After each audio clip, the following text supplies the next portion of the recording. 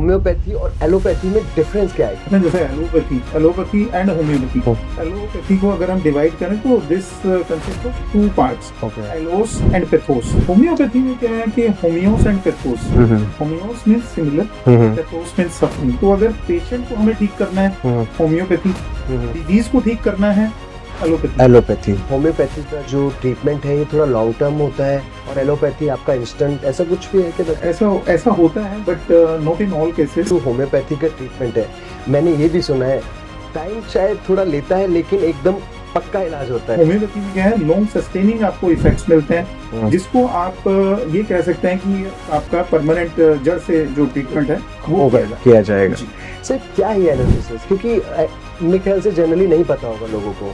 अगर कहीं भी हमारे पोटी वाले ट्रैक्ट में, जिसको हम लोग एनल कैनाल बोलते हैं, एनल कैनाल में स्टूल पास होगा और वो हार्ड स्टूल था, तो वहां से वो लेसिलेशन कर देगा उस पर्टिकुलर पार्ट में। यानी जब वहां पे कोई जख्म होगा तो वहां पे आप वॉश करते वक्त आप पानी से वॉश कर रहे हैं, आप नॉर्मल वॉश करते हैं कि टाइम पे भी आपको पेन हो रहा है। क्षार सूत्र है क्या? क्षार सूत्र बेसिकली आयुर्वेदिक एक विधि है। एनालिसिस स्ट्रेस में क्या रोल प्ले करता है? पूरी बॉडी में जितने भी हमारे ऑर्गन्स हैं सभी चीजों पर फर्क पड़ता है। सबसे पहले तो सर जानना चाहेंगे जेनिटल वार्ड होता क्या है?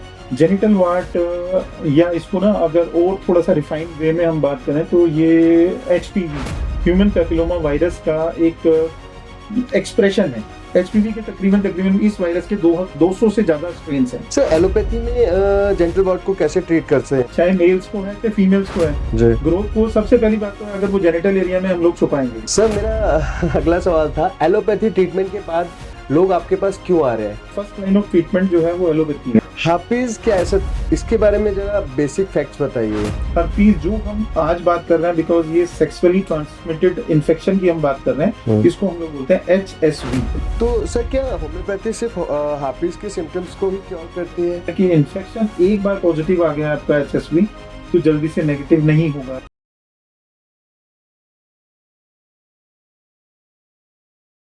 Hello everyone, how's you all?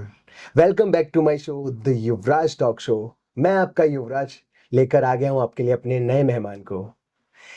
आज जो हमारे मेहमान हैं ये चंडीगढ़ ही नहीं पूरे इंडिया के one of the most renowned and classical homeopathy doctor हैं। इनका नाम इंडिया ही नहीं बल्कि 73 प्लस कंट्रीज में लोगों में हीलिंग एंड होप का सिंबल है। चलिए स्वागत करते हैं हमारे आज के मेहमान डॉक्टर विकास सिंघल का। Hello sir, welcome to my show the Yuvraj talk show. How are you doing today? I am very fine, thank you. Sir सबसे पहले मेरे दर्शक, मेरी ऑडियंस जानना चाहेगी आपके बारे में, प्लीज जरा एक बार बताइए मुझे। मेरा नाम डॉक्टर विकास सिंघल है और मैं अपनी एक क्लिनिक जो है चंडीगढ़ से मैंने काम स्टार्ट किया था और आज हम लोग वर्ल्ड वाइड अपनी सर्विसेज दे पा रहे हैं और 23 प्लस ईयर्स का मेरे को एक्सपीरियंस हो गया है होम्योपैथी में। और जैसा सब लोग बात करते हैं ना स्पेशलिटी, कि आपका क्या स्पेशलिटी है, हमारा स्पेशलिटी ह्यूमन स्पेशलिटी, यानी इंसान से रिलेटेड जितनी भी तरह की बीमारियां कुछ भी हो सकती हैं।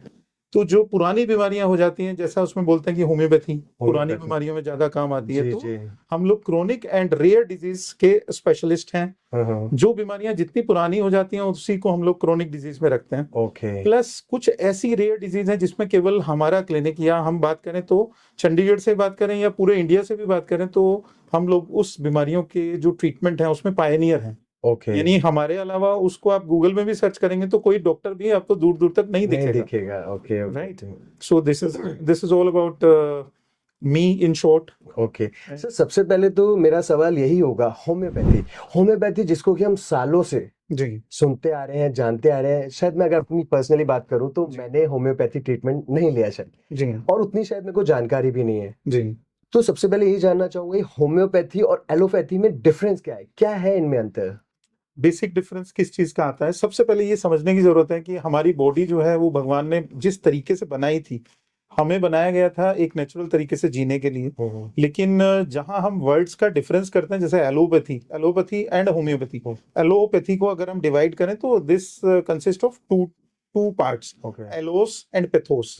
एलोस means different, pathos means suffering. आपकी बीमारी से टोटली डिफरेंट तरीके की कोई केमिकल बेस्ड मेडिसिन आपको दी जाती है। जैसे फॉर एग्जांपल आपको टॉन्सिलाइटिस हो गया, केवल गला पक गया, आपका थोड़ा गला खराब है, बोलने में दिक्कत आ रही है, तो डॉक्टर ने आपको एंटीबायोटिक देना है, लेकिन वो आपका कहीं भी उसका डिजीज के साथ कोई रिलेशन नहीं है, वो एक डिफरेंट प्रोडक्ट है जो कि सफरिंग से उसका कोई रिलेशन नहीं है। अब बात करते हैं जैसे होम्योपैथी जी। में।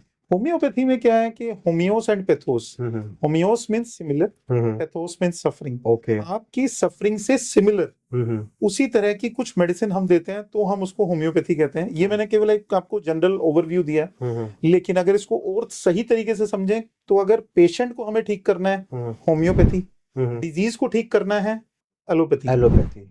अभी तक आपने जो भी ट्रीटमेंट लिया एलोपैथी में, that is only for the disease condition, okay. Not for Yuvraj. Okay.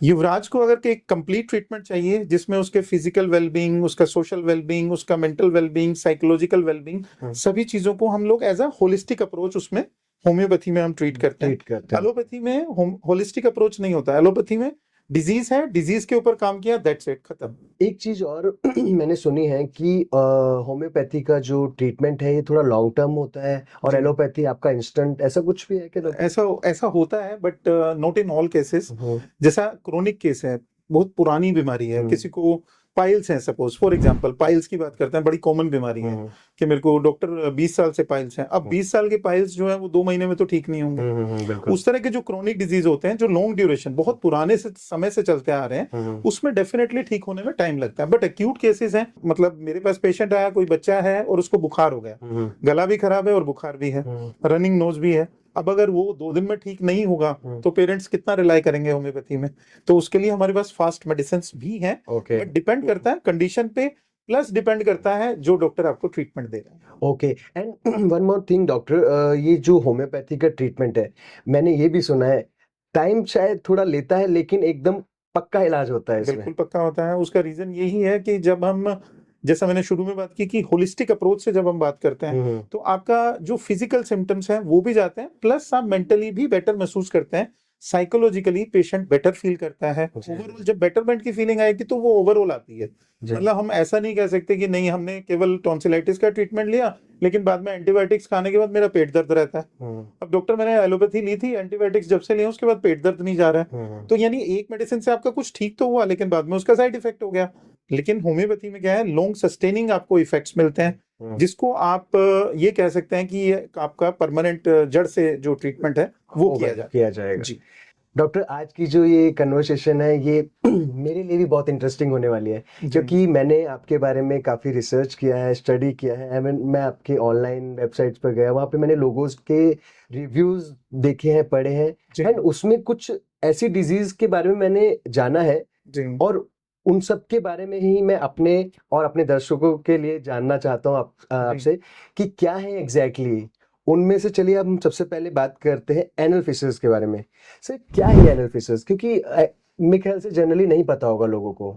Anal fishers अगर हम मोटा मोटी बात करके थोड़ा देखें तो उसमें जिन लोगों को कॉन्स्टिपेशन का इशू रहता है बहुत ज्यादा, जिन लोगों को मोशन पास करने में बहुत ज्यादा दिक्कत हो रही है, डिफिकेशन जिस टाइम पे स्टूल पास हो रहा है उसके बाद घंटों तक उनको पेन बना हुआ है, पेशेंट ने स्टूल पास किया और उसके बाद उसको 1 घंटे तक पेन नहीं जा रहा है, या उसको एवरी टाइम वो स्टूल पास कर रहा है उसके बाद उसको पेन किलर खाना पड़ रहा है। अगर कहीं भी हमारे पोटी वाले ट्रैक्ट में, जिसको हम लोग एनल कैनाल बोलते हैं, एनल कैनाल में स्टूल पास होगा और वो हार्ड स्टूल था तो वहां से वो लेसिरेशन कर देगा उस पर्टिकुलर पार्ट में। यानी जब वहां पे कोई जख्म होगा तो वहां पे आप वॉश करते वक्त भी, आप पानी से वॉश कर रहे हैं, आप नॉर्मल वॉश करने के टाइम पे भी आपको पेन बढ़ जा रहा है। ओके। तो वो एक बड़ा कॉमन सिम्टम है और एनल फिशर्स मोस्टली इग्नोर्ड हो जाते हैं, मोस्टली रह जाते हैं, और पेशेंट ऐसा सोचता है कि नहीं शायद मेरे को ब्लीडिंग भी हो गया, लेकिन मालूम नहीं पड़ रहा है कि क्यों ब्लीडिंग हो रहा है।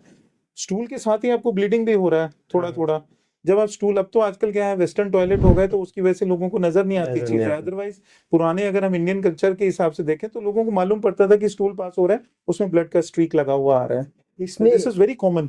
एक और बीमारी है, मैं उसको याद नहीं कर पा रहा हूँ। जैसा ही फिस्टुला भी होता है और पाइल्स भी पाइल्स, हाँ, ये कहीं पाइल्स से रिलेट करती है? नहीं, piles is totally different. Piles में क्या रहता है, जो वेन्स रहती है हमारे एनल एरिया की, उसमें वेन्स का एंगोर्जमेंट हो जाता है, वेन्स जो है वो साइज में बड़ी हो जाती हैं, फूल जाती हैं, उनके कहीं उसमें कोई कैपिलरी में अगर ब्लीडिंग हो जाती है उसकी वजह से भी कई बार ब्लीडिंग हो जाती है, तो उसको हम लोग हिंदी में पाइल्स को बवासीर बोलते हैं, हेमोरॉइड्स के नाम से भी हम लोग इंग्लिश में बोल देते हैं। But anal fissure is totally different from hemorrhoids. बवासीर से टोटली अलग है। बवासीर में क्या है, वेन्स आपके फूल रहे हैं, ये आपका एनल रिंग है, तो एनल रिंग के आसपास में जहां कहीं भी वेन्स हैं वो साइज में बड़े हो जाएंगे, उसको हम लोग बवासीर कहते हैं। जिसके बारे में शायद कि आजकल लोग अवेयर भी नहीं है, उतना नहीं जानते, अवेयर तो हैं, जिन लोगों को शायद तकलीफ है कतराते हैं बात करने एक्टिव में। में, यस अवेयर नहीं है लोग, इन चीजों को छुपाना पसंद करते हैं, जी डिस्कशन नहीं करते हैं, बात नहीं करते हैं, ऐसा ध्यान नहीं देते हैं कि नहीं मेरे को ये चीजें जो है नहीं मेरे लिए बहुत ज्यादा इंपॉर्टेंट जी नहीं है। जी बट स्टूल पास करते वक्त चलो मेरे को आधा घंटे का ही तो प्रॉब्लम है यार, 30 मिनट्स में रेस्ट करके उसके बाद बाकी काम कर लूंगा। शायद ही आगे जाकर ये प्रॉब्लम और ये ज्यादा जब बढ़ प्रॉब्लमेटिक। जाती है तो एनल कैंसर में भी तब्दील हो सकती है। ओके। जिसको पोटी वाली जगह पे अगर कैंसर हो जाए किसी को, तो उसमें केवल पार्ट ही रिमूव नहीं किया जाता, उसकी लाइफ पूरी हेल हो जाती है। हेल हो जाएगी। तो अगला सवाल मेरा ऐसे से है, हमने देखा है कि आजकल मार्केट में फिशेस के लिए ऑर्नामेंट अवेलेबल है, ओटीसी क्रीम यूज करने के बाद, गुड प्रिकॉशंस एंड फॉलो करने के बाद भी लोगों में फिशेस वाली प्रॉब्लम रह जाती है। ये प्रॉब्लम क्रॉनिक होने के चांसेस हैं कि कैसी हो जाती है? देखिए जैसे नॉर्मली मैंने जैसे बताया, किसी को पोटी की जगह पे कोई जख्म हो गया, नॉर्मली लोग क्या करते हैं, चाहे मेल्स हैं फीमेल्स हैं, सफरर कोई भी हो सकता है, स्पेशली प्रेगनेंसी में this is quite common. Stool pass करने में डिफिकल्टी हो रही है, आपने मार्केट से आप केमिस्ट के पास जाते हैं, सबसे पहला जो नॉर्मल जो ट्रेंड है सोसाइटी में वो यही है कि जब भी कोई प्रॉब्लम होगी तो सबसे पहले हम जाएंगे केमिस्ट के पास, बिल्कुल भैया मेरे को ऐसे ऐसे कुछ हो रहा है, एक काम करो कोई क्रीम वगैरह कुछ भी है तो आप बता दो, तो वो क्रीम आपको ऑइंटमेंट दे देगा। ऑइंटमेंट लगाने से आपको वो स्ट्रीक थोड़े टाइम के लिए ठीक हो जाएगा, बट जैसे ही नेक्स्ट डे फिर से स्टूल आप पास करेंगे, क्योंकि वो स्टूल हार्ड आ रहा है, हमने स्टूल के लिए ट्रीटमेंट के लिए कुछ नहीं लिया, राइट। वो अगर आप थोड़ा बताएंगे तो वो लेक्सेटिव भी आपको बता देंगे कि आप लेक्सेटिव ले लो, बट उसके भी हैबिट फॉर्मेशन हो जाती है। जैसे जैसे आपका प्रॉब्लम बढ़ेगा तो बाद में ये क्रोनिक हो जाता है। जो आप पूछना चाह रहे हैं वो क्रोनिक, ये जो कंडीशन है जिसको हम लोग एनल फिशर बोलते हैं, मोस्टली क्रोनिक केस में हमारे पास पहुंचते हैं, यानी सालों से ये प्रॉब्लम चल रही थी, मैं ऑइंटमेंट लगा रहा हूँ ठीक हो रहा है, बट फिर से ये प्रॉब्लम रिकर हो रही है, फिर से आ रही है, फिर से आ रही है, फिर से आ रही है। जब हम होम्योपैथिकली इसको ट्रीट करते हैं तो ये हमेशा के लिए ठीक होती है, क्योंकि स्टूल भी ठीक हो रहा है, उसके बाद मोशन ठीक आना चाहिए, और उसके बाद उसका लाइफस्टाइल चेक करके प्रॉपरली उसको जब दवा देते हैं तो उसका रिलीफ 100% मतलब जड़ से खत्म, फिर जड़ से खत्म। सर अक्सर देखा गया है लोग बीमारी ये एनल फिशेस को ले लेते हैं, लोग जाते हैं फिजिशियंस के पास, वो आगे सर्जन्स को रेफर कर देते हैं, फिर उसके बाद सर्जरी वाला केस, सर्जरी होती है, क्या सर्जरी इसका शॉर्ट मतलब सॉल्यूशन है, उसके बाद मतलब मेरी समस्या खत्म, मैं एकदम ठीक परफेक्ट? नहीं नहीं नहीं, इसमें सर्जरी कराना ही नहीं चाहिए। उसका रीजन है, ये एक सबसे सेंसिटिव पार्ट है। आपको अगर कोई बोले कि आपको लिप्स पे सर्जरी करानी है, तो आप खुद सोच के देखिए आपको कितना डिफरेंट सा लगेगा ना कि लिप्स पे कोई सर्जरी करानी है। बिल्कुल बिल्कुल। जैसे लिप्स में भी एक चिलाइटिस करके प्रॉब्लम हो जाता है, उसमें भी सर्जरी ही रिकमेंड करते हैं जी डॉक्टर, जी जी तो जी। प्लास्टिक सर्जन उसमें रिकमेंड करते हैं कि सर्जरी करनी है। ऐसे ही एनल एरिया है, तो एनल एरिया में जहाँ पे आपको फिशर है, अगर उस ट्रैक्ट को हम लोग सर्जरी करके थोड़ी देर के लिए कर देंगे, बट वो परमानेंट सोल्यूशन तो नहीं है, अगले दिन तो स्टूल फिर से पास होना है, जी जी। जब स्टूल पास करेंगे फिर से ये प्रॉब्लम आएगा। तो सर्जरी इजी है क्या, मींस इसमें जो is very common in this but not successful in all cases, और मोस्टली जो केसेस हैं 50-60% केसेस में रिलैप्स आ जाता है। ओके।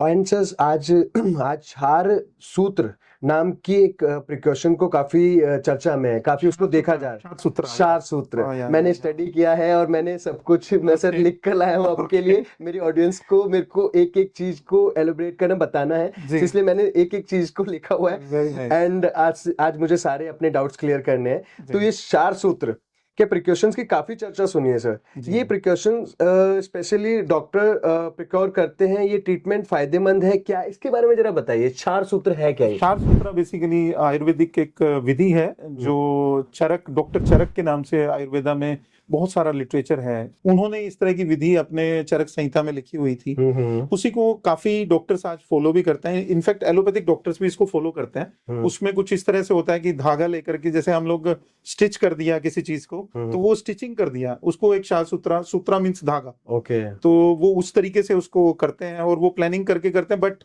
जैसा मैंने बताया कि वो सर्जरी है। नेक्स्ट डे जब आप स्टूल पास करेंगे 2 दिन में 3 दिन में, और फिर से हार्ड स्टूल पास होगा, वो भी ओपन हो जाएगा धीरे धीरे करके, तो वो क्षार सूत्रा भी बहुत ज्यादा सक्सेसफुल इसमें नहीं है। हमें अगर परमानेंट ट्रीटमेंट के लिए जाना है तो that should be without any manipulation. जो ये मैनिपुलेशन है ना, एनल एरिया के साथ आप मैनिपुलेट नहीं कर सकते, भगवान ने जितने भी हमारे को इस तरह की ओपनिंग्स दी हैं, आप देखिए भगवान ने आंख दी है, कान दिया है, नाक दिया है, ये सब ये ओपनिंग्स जहां जहां भी ओपनिंग्स हैं वो बड़े सेंसिटिव एरियाज हैं। बॉडी के सभी सेंसिटिव एरियाज हैं। इनफैक्ट जहां से हम पी करते हैं वहां से भी अब वो सेंसिटिव एरिया है, उसमें भी हम बाद में डिस्कस करेंगे कि यही प्रॉब्लम पीछे आपको एनल फिशर हो गया पोटी वाली जगह में, साथ में अगर आपको पी वाली जगह पे आपको लगता है कि मैं पी करते वक्त मेरे को जलन हो रही है, आपको ये फिशर्स जो हैं वहां तक भी आपको इन्फेक्शन दे सकते हैं। ओके, वहां तक भी वहां तक भी इन्फेक्शन जाता है और इसमें एनोरेक्टल कैंसर होने के चांसेस सबसे ज्यादा है। दैट इज वेरी हार्मफुल, जो वेरी हार्मफुल एंड उसी की वजह से आजकल जेनिटल कैंसर और एनोरेक्टल कैंसर, और फीमेल्स में बात करूं तो सर्वाइकल एरिया का कैंसर, सर्वाइकल ये वाला सर्वाइकल नहीं, सर्वाइकल में बात कर रहा हूं जो फीमेल पार्ट होता है उसका, वेजाइना का जो फ्रंट का पार्ट हम लोग बोलते हैं उसमें सर्विक्स, उसको हम लोग बोल देते हैं यूट्रस का मुंह, यानी सर्विक्स जो है उसका बच्चेदानी का जो कैंसर है, बच्चेदानी के मुंह का कैंसर जो है वो काफी कॉमन है। Number of research are going on और ऐसा रिकमेंड भी करते हैं कि एचपीवी वैक्सीन लगाने से सर्वाइकल कैंसर कम हो जाता है, और भी इस तरह की चीजें जो मार्केट में अब आ रही हैं। रीजन सबसे बड़ा रीजन जैसा मैंने बताया आपको कि ये इन्फेक्शंस जो हैं वो, अभी तो हम फिशर की बात कर रहे हैं, अगर हम और डिटेल में जाएं तो हम लोग बात करेंगे आगे कोंडाइलोमाटास की। कोंडाइलोमाटास या जेनिटल वार्ट्स, जेनिटल वार्ट्स अपने आप में एक बहुत बड़ा रीजन है आगे जेनिटल कैंसर्स का, जिसमें स्पेशली फीमेल्स की बात करें तो सर्वाइकल कैंसर्स। यहाँ जेनिटल वार्ट्स पे भी हम आएंगे, उससे पहले मैं ये जानना चाहूंगा ये जो आपका क्षार सूत्र, इसके मींस इसको लेने के बाद जो भी पेशेंट्स आते हैं, इसके प्रिकॉशंस के बाद, इसके करवाने के बाद जो आपके पास पेशेंट्स आते हैं उनको आप कैसे हैंडल करते हैं? उनको भी हैंडल करने का हमारा तो होम्योपैथी में सिंपल फंडा है, जहां पेन है, तकलीफ है, डिस्कम्फर्ट है, पेन उसको पेशेंट को बिफोर स्टूल भी महसूस हो सकती है, केवल प्रेशर के साथ भी उसको पेन हो सकता है कि मेरे को पोटी का प्रेशर है, पेन हो रहा है, पोटी नहीं आ रही है बिकॉज कॉन्स्टिपेशन भी है, स्टूल इज वेरी हार्ड। तो वो जो सिम्टम्स हैं, sign and symptoms are the language of disease, जो साइन एंड सिम्टम्स हैं होम्योपैथी में हमारे लिए वही सबसे ज्यादा इंपॉर्टेंट है। हम वो प्रॉपर एक टोटलिटी ऑफ सिम्टम्स लेकर के उसको ट्रीट करते हैं। ओके सर, सबसे पहले एक मेरे माइंड में अभी भी क्वेश्चन आया है जी, ये जो आप क्या नाम बोला, एनल फिशेस, ये आपकी होम्योपैथी जो मेडिसिन हैं, जो दवाइयां हैं, इनको खाकर इसको जड़ से बिल्कुल खत्म किया जा सकता है? No surgery, no operation, no अभी रिसेंटली एक केस था, अभी हम लोग तो चंडीगढ़ में बैठे हैं, अभी अब जैसे बात कर रहे हैं, एक केस मेरे पास ग्रेटर कैलाश न्यू दिल्ली से था, अभी हार्डली 1 महीना भी नहीं हुआ है, और वो ऐसा बोल रहे थे मेरे को कि डॉक्टर मैंने मैक्स हॉस्पिटल में दिखा रखा है और सडनली मेरा बहुत ज्यादा एलोपैथी में ही विश्वास है, मैंने कभी होम्योपैथी लिया नहीं है, but I am in a deep pain, और पिछले 3 महीने से मैं एक दिन में 3 पेन किलर खाता हूँ, Ultracet is most advance pain killer, और 3 महीने यानी 90 डेज से बंदा पेन किलर खा रहा है। राइट। वो बंदा ये बोल रहा है कि डॉक्टर मैं बैठ भी नहीं सकता हूँ, लेट नहीं सकता हूँ, मेरे को पोटी वाली जगह पे इतना दर्द है ना, स्टूल तो करने का छोड़ो, मेरे को स्टूल जाने के नाम से डर लगता है कि मैं वॉशरूम जाऊंगा तो मेरा उसके बाद आने के बाद मेरा क्या हाल होगा। मैं यहाँ आइडेंटिटी डिस्क्लोज हम लोग नहीं कर सकते हैं, पेशेंट बिल्कुल जो है वो उनके प्राइवेसी रहती है, बट आप हैरान हो जाएंगे, हमने उनको जब मेडिसिन भेजा, हमने सुपर फास्ट कोरियर से यहाँ से मेडिसिन भेजा, पर्सनली विजिट भी नहीं किया उन्होंने, हमने वीडियो कॉल पे बात किया, वीडियो कॉल पे बाज करके पेशेंट को मेडिसिन सेंड किया। गूगल में आप रिव्यू चेक करेंगे तो गूगल में ऑलरेडी बंदे ने 20 दिन बाद ही रिव्यू डाल दिया। Okay, that's he is saying that I am 70% relieved, और मैक्स के डॉक्टर्स ने मेरे को सर्जरी के लिए पोस्टपोन करने के लिए बोल दिया है कि अभी आपका जो एनल एरिया है वो पूरी तरह से ठीक है, एनल फिशर जो है वो पूरी तरह से ठीक हो गया है। Okay, can you imagine? No, अब लोग बोलते हैं कि फास्ट रिजल्ट, और कितना फास्ट और इससे ज्यादा फास्ट क्या चाहिए? अब जो बंदा पेन किलर खा रहा था उसके पेन किलर बंद हो गए, एंड यू वॉन्ट इमेजिन, अभी उन्होंने अभी यूएस जाना है, मैं चलो पर्सनल उनकी स्टोरी हो गई बीच में, बट उन्होंने यूएस जाना है, तो ही सेड कि मेरे को मैक्स वाले डॉक्टर ने बोला कि आपका फिर से रिलैप्स हो जाएगा। मैंने कहा आपको रिलैप्स भी नहीं होगा, यू जस्ट डोंट वरी, आपने मेडिसिन ली है, अभी आपको कितना रिलीफ है। कल मेरी बात हुई, ही सेड के मेरे को 99 नहीं 100% रिलीफ है, अभी मुझे नहीं लगता कि मुझे किसी भी तरह की मेडिसिन की कोई जरूरत है। तो मैंने उनको मना किया कि हमें कोई भी होम्योपैथी भी देने की जरूरत नहीं है, इससे फास्ट क्या होगा। कितने टाइम में वो कंप्लीट? 28 डेज में टोटल क्योर है। 28 डेज में? 28 डेज, जो उसका बीमारी 3 साल से था, और जो जड़ से खत्म हो गया। जो जड़ से खत्म, और क्या चाहिए दोस्तों। अब लोग अब कैसे विश्वास करेंगे? वही। अच्छा डॉक्टर, मैं एक बात और जानना चाहूंगा, जो स्ट्रेस होता है, स्ट्रेस हमारी बीमारियों का मेरे ख्याल से सबसे बड़ा रीजन होता है, हमारे पेट के एंड हर बीमारी जी। का एक, मेरे ख्याल से मैं अगर अपनी बात लूँ, मैं स्ट्रेस में होता हूँ ना, तो मैं पता नहीं कहाँ से कहाँ पहुँच जाता हूँ। मतलब कुछ अच्छा नहीं लगता, दुनिया ही अजीब सी लगती है। हम्म ये है शायद हमारी बहुत सारी बीमारियों का एक बहुत बड़ा कारण भी है हम्म स्ट्रेस। हम्म। तो एनल फेसिस स्ट्रेस में क्या रोल प्ले करता है? देखिए, स्ट्रेस में आएंगे तो आपको कोई भी चीज, जैसे हमारा जितना भी खाने का सिस्टम है, पाचन तंत्र जितना भी हमारा बना है, वो उसमें कुछ गैस्ट्रिक सिक्रीशंस तभी सिक्रीट होते हैं हम्म जब हम खाना खाने के लिए रेडी हो गए। हम्म लेकिन अगर आपने लाइफस्टाइल आपका अच्छा नहीं है, रात को आप 12 बजे खाना खा रहे हैं, जो एक हैबिट्स होती हैं, एक प्रॉपर एक लाइफस्टाइल होता है, वो आपने छोड़ दिया और लाइफस्टाइल को छोड़ करके आप चल रहे हैं अपने हिसाब से। जब आपका मन किया आप उठ रहे हैं, आपका उठने का कोई टाइम नहीं है, सोने का कोई टाइम नहीं है, आपका ब्रेकफास्ट का, लंच का, डिनर का, जो मन में है, जो मार्केट में मिला, आज मैं लंच बाहर ही कर लूंगा, आज मैं ब्रेकफास्ट बाहर कर लूंगा। बिल्कुल कोई बिल्कुल। चीजें खाने का टाइम नहीं है, प्रॉपर आपने फ्रूट्स नहीं लिया, फाइबर्स नहीं लिए, तो एनल फिशर जैसी छोड़िए, आपको और भी कई तरह की जो प्रॉब्लम्स हैं वो लगेंगी लगेंगी। तो स्ट्रेस को तो बहुत बड़ा रोल हमारे पूरी बॉडी में जितने भी हमारे ऑर्गन्स हैं, सभी चीजों पर फर्क पड़ता है। हमारी हार्ट बीट भी तेज हो जाती है स्ट्रेस बिल्कुल में। होती हैं। एंड डॉक्टर, वेस्टर्न डाइट और लाइफस्टाइल का हेल्थ प्रॉब्लम में क्या रोल होता है?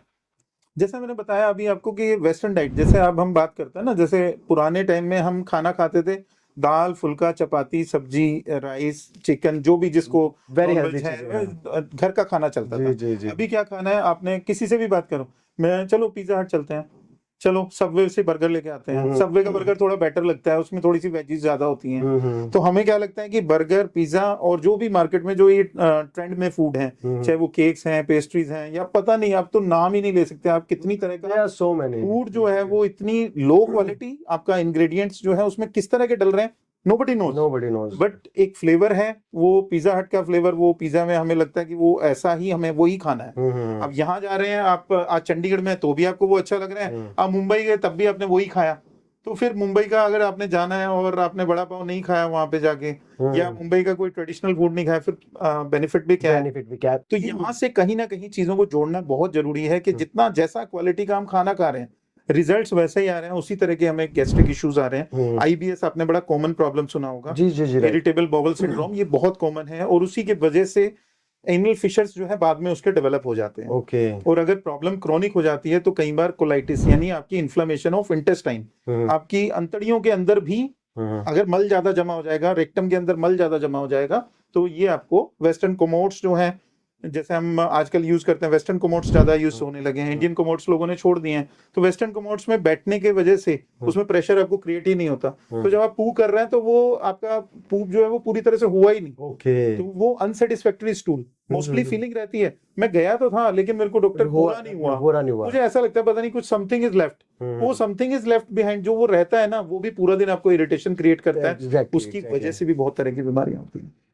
Right right. सर, मेरा अगला सवाल, कन्वेंशनल सिस्टम में कुछ डाइटरी फाइबर सप्लीमेंट दे दिए जाते हैं, जी। इजी स्टूल पासिंग के लिए कुछ अपना सॉफ्टनर्स भी दिए जाते हैं, तो क्या ये डिपेंडेंसी रह जाती है इसके ऊपर सारी कि बिल्कुल भाई रहती ऐसे ही है, रहना है? बिल्कुल रहती है। जैसे आप, जैसा मैंने शुरू में बात किया कि लाइफस्टाइल जैसा बनाएंगे वैसा बनेगा, अगर आप उस जैसा पर डिपेंड होगे तो आप रह ही जाओगे। आप रह जाओगे। आपको लग रहा है, एक पेशेंट आया, वो कहता है जी मैं जब तक कायम चूरन, मेरे को कंपनी का नाम यूज करने में थोड़ा सा इशू है, बट फिर भी मैं यूज कर लेता हूँ, कायम चूरन है, चाहे कोई कोई टैबलेट है कि मेरे को ये नेचुरल सॉफ्टनर लेना पड़ता है, या इसके बिना तो मुझे पोटी आती ही नहीं है, जी जी जी। या धीरे धीरे उसकी क्वांटिटी बढ़ती जा रही है। पहले मैं आधा चम्मच लेता था, अब 2 चम्मच लेना पड़ रहा है, इवन देन मेरा स्टूल पास नहीं हो रहा है। मतलब आदत हो गई मेरी बॉडी को अब उसकी। वो बॉडी जो है वो हैबिट फॉर्मिंग, जो Habitual भी हो कोई गया। चीज ऐसी होगी जो हम 21 दिन से ज्यादा कोई भी काम करते हैं ना, उसकी आदत होती है युवराज। स्मोक करना है, पेशेंट बोलता है मेरे को स्मोक की परमिशन है, डॉक्टर फिशर हो गए मेरे को, तो मुझे स्मोक करना चाहिए। मैंने कहा देख भाई, अगर रेगुलर कर रहा है बंद करना पड़ेगा,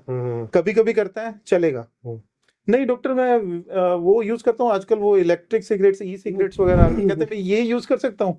तो अब ये भी एक क्वेश्चन आएगा। नहीं नहीं, एक और क्वेश्चन, मेरे ख्याल से काफी सारे लोगों का सिगरेट के बाद ही स्टूल पास होता है। तो ये भी एक इशू है है ना। ना? तो यानी वो अगेन फिर वो हैबिट फॉर्मिंग और लाइफस्टाइल डिजीजेस, और एक प्रॉब्लम नहीं है सिगरेट्स के साथ, तो चलो एक अलग से हम पॉडकास्ट पूरा बनाना पड़ेगा अगर सिगरेट पे बनाएंगे, बिकॉज स्मोक अपने आप में एक बहुत बड़ा इशू है, और हमारे लंग्स को तो वीक करता है, ये हमारे पूरे बॉडी के जितने भी हमारे डिफेंस मैकेनिज्म है उसको पुअर कर देता है। पर सर, कुछ लोगों को, मेरे ख्याल से मैक्सिमम लोग सुबह मॉर्निंग में सिगरेट, विदाउट सिगरेट स्टूल नहीं पास कर पाते हैं, उनको जी। सिगरेट चाहिए चाहिए चाहिए। तो उसके लिए बीमारी होना ही होना है, फिर डॉक्टर की जरूरत पड़ेगी ना। तो डॉक्टर के पास क्यों जा रहे हैं लोग? इसीलिए जा रहे हैं। बॉडी की आदत हो गई सिगरेट की और स्टूल पास कर, जी। वो विदाउट सिगरेट वो हो ही नहीं पाएगा, फ्रेश नहीं हो पाएगा। तो हमें लगता है ना एक्चुअल में लॉन्ग टर्म में यहीं से बीमारी आ रही है। ओके। हमने लाइफस्टाइल अगर बेटर नहीं किया तो बात नहीं होगी। जब भी हम कोई लूज स्टूल के लिए जैसे हम लोग कोशिश करते हैं ना, कुछ ना कुछ हमने सॉफ्टनर ले लिया, रात में कुछ लोग इसबगोल खाते हैं, कुछ कई लोग सारी रात चीजें में लेते कुछ हैं। खाते हैं, जी कुछ जी। लोग कि मेरे को स्टूल अच्छा आ जाए, मेरे को रात को ये मॉर्निंग में स्टूल नहीं आता ना डॉक्टर, मेरा पूरा दिन खराब हो खराब हो जाता जाता है। है। ये सब लोग मानेंगे, जी जी। बट लेकिन बिना किसी हैबिट के अगर हमारा स्टूल पास नहीं हो रहा है, अगर आपको कुछ भी लेना पड़ रहा है, वो जो कुछ भी है ना वो लॉन्ग टर्म में आपके लिए खतरनाक होगा। 21 दिन में उसकी हैबिट पड़ जाएगी और उसके बाद फिर आप प्रॉब्लम खुद अपनी बॉडी को दे रहे हो। फिर तो डॉक्टर के पास लोग डॉक्टर ने मुझे फंसा लिया। डॉक्टर नहीं फंसाता है, आपका लाइफस्टाइल आपको फंसा रहा है और आप डॉक्टर के पास बाउंड होकर रह जाते हैं। आप खुद अपने आप को फंसा रहे हो, खुद फंसा डॉक्टर रहा है। आपको कुछ नहीं कर डॉक्टर रहा। कुछ भी नहीं कर रहा है। जी, लेकिन बिल्कुल, मेडिकली बिल्कुल। अगर बात करें ना आजकल सोसाइटी में डॉक्टरों को इस नाम से भी बदनाम किया जाता है हाँ नहीं कि बिल्कुल ये कुछ डॉक्टर ने मेरे को ना परमानेंट लगा लिया यार, ये दवाई मेरे को लगातार दे रहा है, 4 महीने हो गया, बट तकलीफ है तो अब देना भी देना ही पड़ेगा। आपने खुद वो चीजें खुद क्रिएट किए हैं, अब भुगतो। भुगतो। अच्छा सर, 2-3 केसेस बताइए एनल फिशरीज के जो बिल्कुल आप पूरी तरह ठीक हुए हो। बिल्कुल, मैंने अभी जैसा ये एग्जांपल दिया इसका, कैलाश ग्रेटर कैलिका, कैलाश, राइट राइट। yes। अब उन्होंने क्योंकि रिव्यू भी डाल रखा है तो मुझे बताने में भी कोई दिक्कत नहीं है। अभिषेक नाम है, अभिषेक नाम से आप रिव्यू चेक करिए, लेटेस्ट है इसी महीने का, अप्रैल मंथ 2025 में हम लोग बात कर रहे हैं। आप निकाल के चेक करेंगे आपको मिलेगा। उसके अलावा भी तकरीबन ऐसे केसेस भी हैं जहां पे 3 बार सर्जरीज हुई। फिशर्स के केस में 3 बार सर्जरी हो जाना किसी का, और उसके बाद भी ब्लीडिंग बंद नहीं हो रहा है। Surgery means operation kind of. Surgery means operation पूरा हुआ और Okay. साफ सुथरा से पहले कर दिया, ओहो। आयुर्वेदिक डॉक्टर के पास करा लिया, फिर थोड़ा और बजट बढ़ा है तो उसके बाद एलोपैथिक डॉक्टर के पास एलोपैथी। गए तो उसने डॉक्टर ने बोला प्रोक्टोस्कोप से उसको चेक कर लिया। ओके। अब प्रोक्टोस्कोप से चेक करने के बाद उसने बताया, कहते नहीं नहीं आपको तो बहुत ज्यादा रेगेट्स लगे हुए हैं, हम इसको प्रॉपर स्टिच कर देंगे, प्रॉपर इसका रिजल्ट जो है वो आपको 15 दिन में ठीक हो जाएगा। 3 बार सर्जरी होने के बाद पेशेंट हमारे पास जब पहुंचा तो ऑलरेडी 5 साल से वो सफर कर रहा था। 5 years। 5 years। Okay. अब आप देखिए देखने में कितनी सिंपल सी problem, anal fissure anal fissure है ना। बाद में पेशेंट को एनल फिशर के साथ फिस्टुला एक प्रॉब्लम होता है, anal fistula. Fistula means tract बन जाना किसी तरह से, ये पूरा जैसे मैं कैनाल दिखा रहा हूँ आपको, इस तरह से पूरा कैनाल बन जाता है पोटी वाली जगह पे। ओके। और आपका जो फिस्टुला है उसके 2 ओपनिंग होते हैं, एक आपको पोटी वाली जगह पे खुल रहा है, दूसरा फिस्टुला का ओपनिंग रेक्टम में रहता है। तो कई बार आपको मल्टीपल ओपनिंग से आपको स्टूल पास हो रहा है। आप सोचिए, आपका प्रूव करने के लिए भगवान ने एनस बनाया, लेकिन एनस में भी कुछ पर्टिकुलर एरिया अगर बीच में से कहीं ट्रैक्ट डेवलप हो जाता है, उसमें से ब्लीडिंग भी होती है, उसमें से आपका स्टूल भी आ सकता है, उसमें इन्फेक्शन भी हो जाएगी। तो वो एक कॉम्प्लिकेटेड सर्जरी हो जाती है। और उसके बाद जब पेशेंट हमारे पास पहुंचा, फिस्टुला भी है, फिशर भी है, पेशेंट को डाउट लगता था कि शायद मुझे पाइल्स भी है। हमने एग्जामिन किया, उसको क्लियर किया कि आपको पाइल्स नहीं है, केवल 2 चीजें हैं। एग्जामिन करने के बाद फिशर एंड फिस्टुला, प्रोक्टोस्कोप से सिंपली देखने के बाद भी इतनी चीजें मालूम पड़ जाती हैं। अब जो लोग सर्जन हैं उन लोगों को चाहिए कि पेशेंट को सही से गाइड करें कि इसमें सर्जरी की जरूरत नहीं है, अगर आप केवल लाइफस्टाइल ही बेटर करेंगे उसी से काफी चीजों का फर्क पड़ जाएगा। थोड़ा सा हमने उसको मेडिसिन दिया, जैसे जैसे उसका मेडिसिन देना शुरू किया होम्योपैथी में, यू वोंट बिलीव कि 3 महीने के बाद पेशेंट ने ऐसा बोलना शुरू किया कि मेरे को 30-40% रिलीफ हो गया है। और जब हमने उसका फिस्टुला एग्जामिन किया तो फिस्टुला पूरी तरह हील हो गया, हील हो चुका है। अब बात आती है फिशर की। जैसे ही 3-4-6 महीने ऐसा निकलते निकलते 6 महीने पेशेंट ने मेडिसिन कंटिन्यू किया और पेशेंट 6 मंथ्स में टोटली नॉर्मल हो गया, जो कि इतने सालों से सफर कर रहा था। अब ये पहला केस मैंने आपको ग्रेटर कैलाश दिल्ली वाला बताया, दूसरा केस ये है, और एक तो बिल्कुल ही टोटली यूनिक केस है, लखनऊ से वो केस था, और टोटली हैंडीकैप्ड पर्सन, उनका मतलब दोनों लेग्स नहीं है। आप समझिए जिसका दोनों लेग्स नहीं है वो कैसे बैठते होंगे, और स्टूल पास करने में उनको कितना दिक्कत रहा होगा। और उनको एनल फिशर था और मेजर उनका इशू था, और डॉक्टर ने 3 बार उनका लखनऊ में 2-3 बार उनकी भी सर्जरी हुई थी। और इस तरह के जो केस होते हैं उसमें थोड़ा सा आपको भी एक धैर्य दिखाना पड़ता है कि हाँ नहीं, पेशेंट को रिलीफ देना है। तो पेशेंट ने मेरे को लखनऊ से, मुझे याद है ये थोड़ा सा पुराना केस है, 4-5 साल कोरोना से पहले की बात है, जब उसने मुझे कॉल किया तो उसने मुझे बताया कि मेरे को ऐसे ऐसे मेरे दोनों लेग्स भी नहीं हैं, और ऐसे मेरा सर्जरी हो गया, और मैं ऐसे एक प्राइवेट सेक्टर में जॉब करता हूँ। मुझे बड़ा लगा कि जिसको इस तरह से इतनी तकलीफ है और एक तो उसका फिजिकली हैंडीकैप्ड यानी दोनों लेग्स ना होना, और उसके बाद स्टूल आपको प्रॉपर पास ना हो, और साथ में आपको एनल फिशर है, और इतना मेजर इशू उनका था। हमने उनको बुलाया और उन्होंने ट्रेन से रिजर्वेशन बुक करके और वो हमारे पास आए और सारे उनसे डिस्कशन हुआ। मुझे याद है कि यहाँ पौड़ियों से उतारने के लिए हमारा क्लिनिक क्योंकि थोड़ा डिफरेंट है, तो इसमें यहाँ पौड़ी से उतरना था उनको, ये जैसा स्टेयर केस लगा हुआ है, स्टेयर से उतरने में भी उनको बहुत मेजर इशू था, और बैठ तो वो बिल्कुल ही नहीं पा रहे थे। तो उस तरह के केसेस भी आज होम्योपैथी से वो पूरी तरह से स्वस्थ हैं, और हमने उनके रिव्यू भी बार बार लिए हैं। मतलब हम टाइम टू टाइम उनको कॉल भी करते हैं कि आप कैसा फील कर रहे हैं अभी। तो ही सेड कि जब से मैंने मेडिसिन लिया था तब से लेकर के आज तक, पहली बार मेरे को 8-10 महीने का हमने उनको लगातार ट्रीटमेंट दिया, लंबा ट्रीटमेंट चला क्योंकि उनका प्रॉब्लम बहुत ज्यादा था।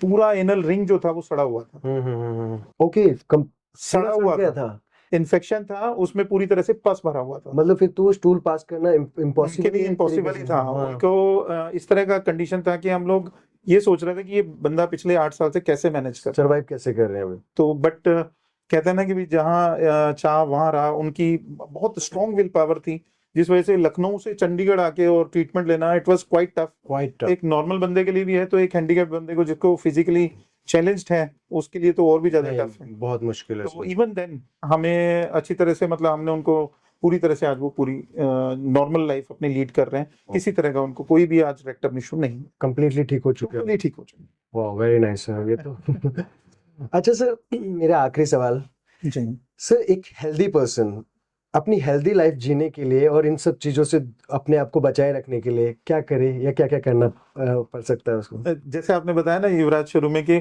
हम लोगों का क्या है कि अभी लाइफ बहुत फास्ट पेस्ड हो गई है। बहुत फास्ट है सर, फास्ट पेस्ड, इतना लाइफ फास्ट हो गया कि लोगों को अपने बारे में सोचने के लिए टाइम ही नहीं बचा। बिल्कुल सही। एक्चुअल में ऐसा नहीं होना चाहिए, थोड़ा सा लाइफ को प्लान करना चाहिए, हर एक व्यक्ति को करना चाहिए। चाहे XYZ कोई भी बंदा है, उसको ये जरूर सोचना चाहिए कि मेरा लाइफ में ये गोल है, मेरे को यहाँ तक जाना है, और इसके बाद मुझे स्टॉप भी करना है, वेट भी करना है। अगर महेंद्र सिंह धोनी की बात करें, एक ऐसा एग्जांपल लेके, या सचिन तेंदुलकर की बात करें, कोई भी सेलिब्रिटी आप उठा के देखिए, उन्होंने कहीं ना कहीं फर्स्ट क्लास क्रिकेट है उससे संन्यास ले लिया, उसको छोड़ दिया, अभी मैं केवल 2020 खेल रहा हूँ। क्यों कर रहे हैं ये लोग? बिकॉज दे नो कहाँ ब्रेक लेना है।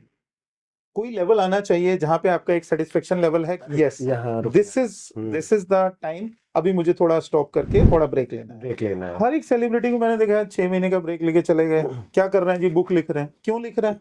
बिकॉज उनको मालूम है अपने आप को भी ब्रेक मिल गया, छुट्टियां भी हो गई यहाँ से, क्योंकि बॉलीवुड में काम करो चाहे हॉलीवुड में, कहीं भी काम करो, आपको ब्रेक्स चाहिए। अगर ब्रेक नहीं मिलेगा और केवल आप भागते ही रहेंगे और पैसा ही कमा रहे हैं, तो अक्षय कुमार सही बोलता है कि पैसा कमा के खाली करोगे क्या? कहता है अगर गुड हेल्थ नहीं है, अच्छा हेल्थ नहीं है, फिटनेस के लिए लोग बोलते हैं कि वो फिटनेस फ्रीक है, रात को पार्टी में नहीं रुकता है, तो नहीं रुकता ना बाबा, इसीलिए नहीं रुकता क्योंकि उसको मालूम है ना कि अगर ठीक रहेगा तभी तो आगे का जो इतने बड़े बड़े प्रोजेक्ट्स ले रखे हैं उसको फुलफिल भी तो तभी करेगा, तभी कंप्लीट कर पाएगा। तो अभी क्या है, फास्ट पेस की वजह से आपको थोड़ा प्रॉब्लम, आपको बैलेंस करके रखना पड़ेगा अपनी लाइफ को, आपको प्रॉपर बैलेंस में लेके आना पड़ेगा।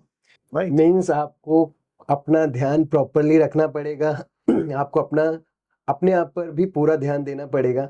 ये थी हमारी इंटरेस्टिंग बातचीत ऑन एनल फिशर्स। सर, इसके बारे में तो बहुत कुछ जानने को मिला जी।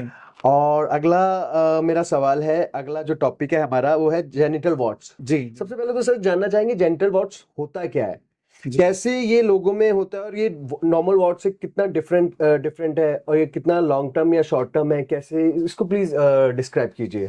जेनिटल वार्ट, या इसको ना अगर और थोड़ा सा रिफाइंड वे में हम बात करें तो ये HPV ह्यूमन पेपिलोमा वायरस का एक एक्सप्रेशन है, यानी वायरस का एक्सप्रेशन है। वायरस ने पहले आपको इन्फेक्ट किया, पहले आपने वायरस को एक्वायर किया, किसी ना किसी से आपको ट्रांसफर हुआ, ट्रांसफर होने के बाद आपको जो उसके प्रेजेंटेशन है, आपको जो मैनिफेस्टेशन है वो दिखेगा आपको वार्ट की फॉर्म में। वार्ट मींस क्या है? एक एक्स्ट्रा कोई ग्रोथ है, जैसा उंगली जैसा भी कोई ग्रोथ हो सकता है, कोई एक्स्ट्रा ग्रोथ, नॉर्मल थोड़ा सा रेज्ड बम्पी एरिया आपको दिखाई दे सकता है अपने किसी जेनिटल पार्ट में, चाहे वो जेनिटल में मेल्स में है, पिनाइल एरिया में है, स्क्रोटम एरिया में है, कहीं वहां पर है, फीमेल्स में है तो वेजाइनल एरिया में है, वल्वा वाले एरिया में है, लेबिया मेजोरा, लेबिया माइनोरा, बहुत सारे पार्ट्स हैं, कहीं भी डेवलप हो सकता है। बट पहले इन्फेक्शन हुआ, उसके बाद आपको वार्ट निकला। Ward means extra growth, so it's a आपको काइंड ऑफ महसूस होगा it's 100% it's a virus, human papilloma virus. जब उससे इन्फेक्शन हो जाता है, ये sexually transmitted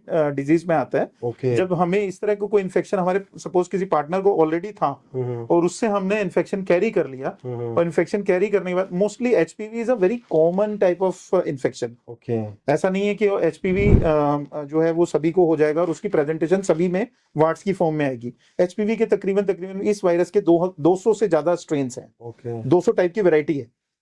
so it's kind of HIV? नहीं, HIV is totally different. Okay. HPV, human papilloma virus. Okay. HIV is human immuno deficiency virus. Okay. तो वो totally different होता है। बट ये इस तरह का वायरस है जिसमें तकरीबन 200 तरह के स्ट्रेन्स हो सकते हैं। ओके। और आप हैरान हो जाएंगे, जिन लोगों को HPV का स्ट्रेन हाई रिस्क रहता है उसमें अलग अलग नंबर्स उन्होंने दिए हैं। जैसे साइंटिस्ट हैं, उन्होंने आइडेंटिफिकेशन भी किया है कि अगर 6 to 11 नंबर है, 6 या 11 नंबर का आपको इन्फेक्शन है, HPV में स्ट्रेन्स हैं। Okay. HPV 6, HPV 11 ये लो रिस्क में आते हैं। लेकिन अगर आपको HPV 16 और HPV 18 है तो ये हाई रिस्क में है। और फीमेल्स का, जैसा मैंने शुरू में बताया था कि सर्वाइकल कैंसर, सर्वाइकल ये वाला सर्वाइकल नहीं है, ये याद रखना है, ये वाला सर्वाइकल नहीं।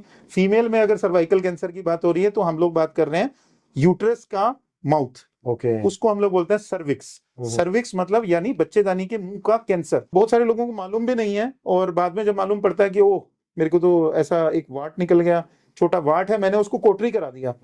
डॉक्टर के पास गए, आपने डॉक्टर के पास जैसे ही आप पहुंचते हैं डर्मेटोलॉजिस्ट के पास, उन्होंने एडवाइस करना है इसको निकाल दो। अब वाट को रिमूव कर दिया।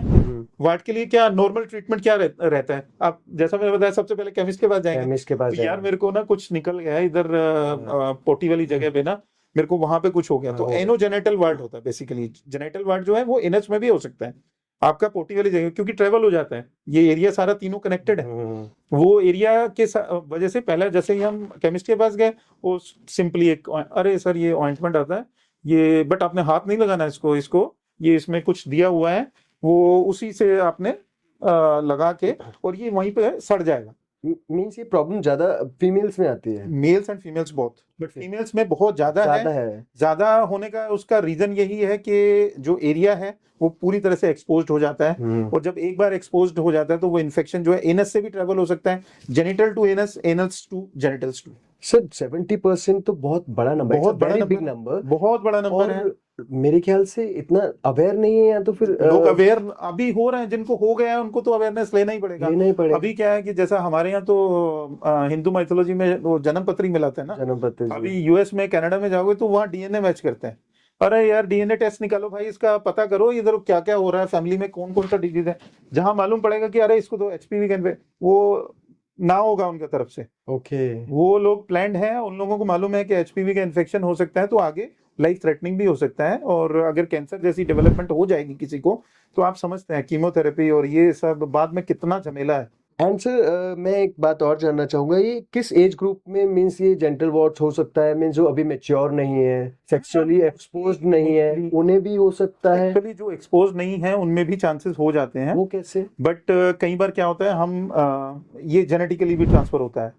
ओके, ये जेनेटिकली भी हो सकता है। आपका जो फैमिली बैकग्राउंड फादर को है, दादा को है, तो मेरे को भी होने के चांसेस हैं। बट जैसा मैंने बताया रिसर्च चल रहा है, ब्लड से भी ये चांसेस है। जहां भी स्किन टू स्किन कांटेक्ट होगा वहां पे जाएगा। आपने कोई ऐसा पेशेंट था ऑलरेडी, सपोज मेल है फीमेल है, आप गए और आपने, बंदा कहता मेरा तो मेरा कोई फिजिकल कांटेक्ट हुआ ही नहीं, इंटीमेसी हुई नहीं, कहीं भी कोई फिजिकल रिलेशन एस्टेब्लिश नहीं हुआ, बट किस किया, किससे भी, वो उससे भी ट्रांसमिशन जा रहा है। ओके। जहां भी आपका स्किन टू स्किन कांटेक्ट है उससे आपका ट्रांसमिशन हो गया अभी। बट ये एक चीज थोड़ा सा यहाँ पे एक समझने वाली भी है कि सभी तरह का जो एचपीवी है, जैसा मैंने बताया 200 तरह का स्ट्रेन है, तो सभी रिस्क नहीं है। 16 और 18 टाइप का जो है उसका रिस्क सबसे ज्यादा है। So that is what I am asking, it's harmful और मींस ठीक ठाक है, चल जाएगा, चलेगा, काम चल जाएगा? तो काम नहीं होगा ना। एचपीवी तो अभी है ना पूरी दुनिया में अभी सभी को। जो लोग भी थोड़ा सा फिजिकली एक बार भी इंटीमेशन जिसका हुआ है ना लाइफ में, उसको एचपीवी हो गया। एचपीवी आपका भी टेस्ट कराएंगे तो पॉजिटिव, मेरा भी टेस्ट कराएंगे तो भी पॉजिटिव है, लेकिन स्ट्रेन कौन सा है ये जानना बहुत जरूरी है। 16, 18, 6 है, 11 है, कितना लो रिस्क है, कितना हाई रिस्क है। 40 के करीब स्ट्रेन्स ऐसे हैं आउट ऑफ 200, 40 के करीब ऐसे स्ट्रेन्स हैं जो हाई रिस्क हैं। ओके, 40 के करीब, यानी 200 में से 40 तरह के स्ट्रेन्स हैं जो हाई रिस्क हैं। हाई रिस्क का मतलब क्या है, आपको ओरल कैंसर भी हो सकता है बाद में। जेनिटल कैंसर भी हो सकता है। ओके। नहीं, जो सपोज मैं किसी के साथ मेरी किसी के साथ फिजिकल इंटीमेसी हुई है जी। और वो सामने वाले बंदी को है ऐसा कुछ, तो वो मेरे में ट्रांसफर हो जाएगा। बिल्कुल। बट आपका इम्यून सिस्टम अगर वीक होगा तो वो उतनी जल्दी फ्लेयर अप होके मैनिफेस्टेशन डालेगा। मैनिफेस्टेशन का मतलब आपको सिम्टम तो फील होना चाहिए ना। हाँ। आपको मालूम कैसे पड़ेगा Symptoms क्या है इन्फेक्शन? सर इसके? सिम्टम वाट, जो जेनिटल वाट जहां से आपने शुरू किया था, हाँ। वो आपको कहीं ना कहीं आपको लगेगा मेरे को मस्सा हो गया डॉक्टर, ओके। मेरे को यहाँ पे एक्स्ट्रा ग्रोथ हो गई है, मेरे को उंगली में एक्स्ट्रा ग्रोथ हो गई है। देखने में लग रहा है उंगली में कहाँ से आ गया कहाँ से आगे है सर? भी, वो ब्लड में चला गया तो उसके बाद प्रेजेंटेशन कहीं भी हो सकती है। आपको जेनिटल में भी हो सकती है, आपको ओरल एरिया में यानी आपके मुंह के अंदर भी आपको इस तरह के वार्ड्स जो है आ सकते हैं। ओके। सर, एलोपैथी में जेंटल वार्ड को कैसे ट्रीट करते हैं, और ये लेजर और एसिड ट्रीटमेंट में मीन्स यूज हो चुका है, इस बारे में थोड़ा बताइए। जैसे मैंने बताया ना, जहां भी ग्रोथ होगी, चाहे मेल्स को है चाहे फीमेल्स को है, जी। ग्रोथ को सबसे पहली बात तो है अगर वो जेनिटल एरिया में हम लोग छुपाएंगे, हम लोग बताते ही नहीं। जनरली बात नहीं मोस्टली करते। जैसे जी, बात जी। ही नहीं करेंगे कि नहीं इसमें कुछ हमारे को कोई रिजल्ट नहीं मिल रहा है, हम्म। तो इसको बताने का भी कोई फायदा नहीं है, क्योंकि इसका तो ट्रीटमेंट गूगल किया, सबसे पहले गूगल चेक किया, गूगल करने के बाद मालूम पड़ा ओह इसका तो कोई रिजल्ट ही नहीं आता, ये ट्रीटमेंट में तो कुछ होता ही नहीं है, तो अब क्या करूं, अब क्या करूं, what should I do? We will consult with the doctor. कहीं ना कहीं डॉक्टर के पास गए, उसने बोला कहते भाई एक काम कर, ये लगा ले, जो पार्ट है ज्यादा होगा तो मैं आपको लगा के दूंगा। वो उस पर्टिकुलर एरिया में कोई एसिड सैलिसिलिक या कोई भी इस तरह का जो ऑइंटमेंट रहता है वो दे दिया। वो थोड़ी देर के लिए आपको उधर से रिमूव हो गया, जल गया। लेकिन तो जैसे मतलब ना पेशेंट मोस्टली हाइड करते हैं, इन चीजों को हाइड नहीं करना चाहिए। मैं तो हमेशा ही अपने पेशेंट्स को एडवाइस करता हूँ कि जेनिटल से रिलेटेड आपको इनफेक्ट कुछ भी प्रॉब्लम हो, जैसे कई बार क्या है कि आप पी कर रहे हैं और उस टाइम पे आपको बर्निंग हो रही है, हमें लगता है कि सिंपली यूटीआई होगा, यूरिनरी ट्रैक्ट का इन्फेक्शन होगा, लेकिन अगर साथ में कोई बम्पी एरिया डेवलप हो रहा है तो उसको हम इग्नोर नहीं कर सकते हैं। कई बार क्या होता है कि कोई अल्सर बन गया छोटा सा, या आपको कोई ग्रोथ हो गई उस पर्टिकुलर एरिया में, तो उसको इग्नोर मत करिए, अपने डॉक्टर से, अच्छे डॉक्टर से कंसल्ट करिए, जो क्वालिफाइड डॉक्टर है उसी के पास जाएं। कोशिश करें केमिस्ट के पास प्लीज मत जाएं, क्योंकि केमिस्ट आपको केवल ऑइंटमेंट या इस तरह का कुछ सजेशन देंगे, लेकिन जो क्वालिफाइड स्पेशलिस्ट होगा, और आजकल तो चलो हमारे पास इतनी अवेयरनेस गूगल में भी है कि जो सेक्सुअली ट्रांसमिटेड डिजीज कंडीशन है उसके लिए अलग से इन्फेक्शन यूनिट्स भी हैं, इन्फेक्शंस के अलग से सेल बने हुए हैं हर हॉस्पिटल्स में, तो आप जाइए और अपना प्रॉपर एग्जामिन करवा के और उसके हिसाब से आप ट्रीटमेंट ले सकते हैं। सर, इससे जो परेशान पेशेंट्स हैं, लोग हैं, वो आपको मतलब किस एज में आके अप्रोच करते हैं या कब बताते हैं, ऐसा? मैं कल का एक केस बताता हूँ। कल एक फीमेल थी और शी केम टू मी, और उसने मेरे को अपॉइंटमेंट कितने दिन से मांग रही थी, कम से कम 10 दिन हो गया। सर मैं आऊंगी, मैंने आना है, बट मैं बना नहीं पा रही हूँ। बट प्रॉब्लम कहाँ था, वो जो स्टोरी थी वो क्रिएट नहीं कर पा रही थी। हमारे पास जो पेशेंट आते हैं तो मोस्टली स्टोरी क्रिएट करने की कोशिश करते हैं, नहीं मेरे को ये मालूम नहीं है कहाँ से आ गया, कैसे हो गया, बिकॉज बट मैंने उनको समझाया, मैंने कहा आपको ये चीज छुपाने की जरूरत क्या है, हाँ बिल्कुल, आप ये बताने में इसमें परेशानी क्या है कि मेरा एक फिजिकल रिलेशन था। इस चीज को हमारे यहाँ अभी भी ना, आज भी एक आई शुड नॉट से लाइक दिस, बट लोगों के अंदर ना कहीं एक मिथ है दिमाग में ना, कि हम अगर किसी से फिजिकल इंटीमेशन है हमारी और उसके बाद हमें कोई इन्फेक्शन हो गया है तो लोग क्या कहेंगे। कहते हैं वो सारी दुनिया एक तरफ, वो माइंड में वो चीज जो है ना वो घर कर जाती है। वो लड़की ने अलग से स्टोरी क्रिएट करने की कोशिश की, फिर मैंने उनको थोड़ा परसुएट किया, समझाया, थोड़ा सा गाइड किया कि कोई बात नहीं है, इन्फेक्शन है, ठीक हो जाएगा। उनको जेनिटल वार्ड का भी इशू है साथ साथ, यानी एचपीवी भी पॉजिटिव है, और जब उन्होंने रिपोर्ट दिखाई उनका एचएसवी भी पॉजिटिव है। एचएसवी आप नेक्स्ट और एक आप कह लो कि डिफरेंट टाइप की डिजीज कंडीशन है, बट उसमें वो भी पॉजिटिव था। और रिलेट करती है एचपीवी से? एचपीवी और एचएसवी तकरीबन mostly common sexually transmitted infections हैं, तो जिसमें एक होता है तो दूसरा भी आ जाता है, तो मोस्टली कॉमन हो जाता है।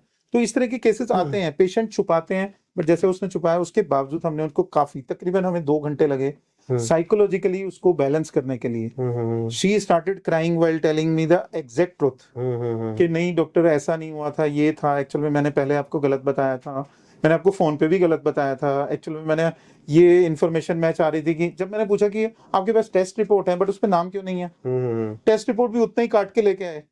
जनरली लोग छुपाते हैं कि हैं। मैंने कहा ये किसका टेस्ट रिपोर्ट लेके आए हो आप, मुझे कैसे मालूम पड़ेगा कि किसका टेस्ट हुआ है। हाँ तो एटलीस्ट आपका है तो आपका उसमें नाम होना चाहिए ना। बिल्कुल कहते बिल्कुल। सर अगर आपको फिर मेरा गवर्नमेंट जॉब है तो उसमें कहीं आप बता देंगे तो मेरा जॉब चला जाएगा। मैंने किसने बोला आपको? एसटीडी में कोई भी इन्फेक्शन अगर आपको जॉब के बाद में हो गया या जॉब के दौरान हो गया, आपका जॉब क्यों जाएगा? वो तो उसका कोई रिलेशन ही नहीं है। सही सही बात बट है। इवन देन पेशेंट्स आर फसी, हम्म, डरते हैं लोग, बताते हुए डरते हैं, स्पेशली फीमेल्स, मेल्स भी। एक हाँ मेल्स कतराते हैं। ऐसा बताते हुए कि मेरे पेनिस के ऊपर एक छोटा एक बम्प डेवलप हो गया, दाना उसमें हो गया है, उसमें कुछ हो दाना गया। हो गया, और जब वो इंटरकोर्स कर रहा है और उसको पेनिट्रेशन के टाइम पे उसको पेनिस से ब्लीड हो रहा है। अब पेनिस एवरी टाइम आपका ब्लीड कर रहा है तो जो फीमेल पार्टनर है वो भी तो घबरा जाएगी, ऑब्वियसली। है ना। तो जी। इस चीज को बताने में क्या प्रॉब्लम है? अपने डॉक्टर के साथ जब तक आप डिस्कस नहीं करेंगे इस तरह की चीजें, तब तक ये चीजें, उसका ट्रीटमेंट भी हम लोग कैसे कर सकते हैं।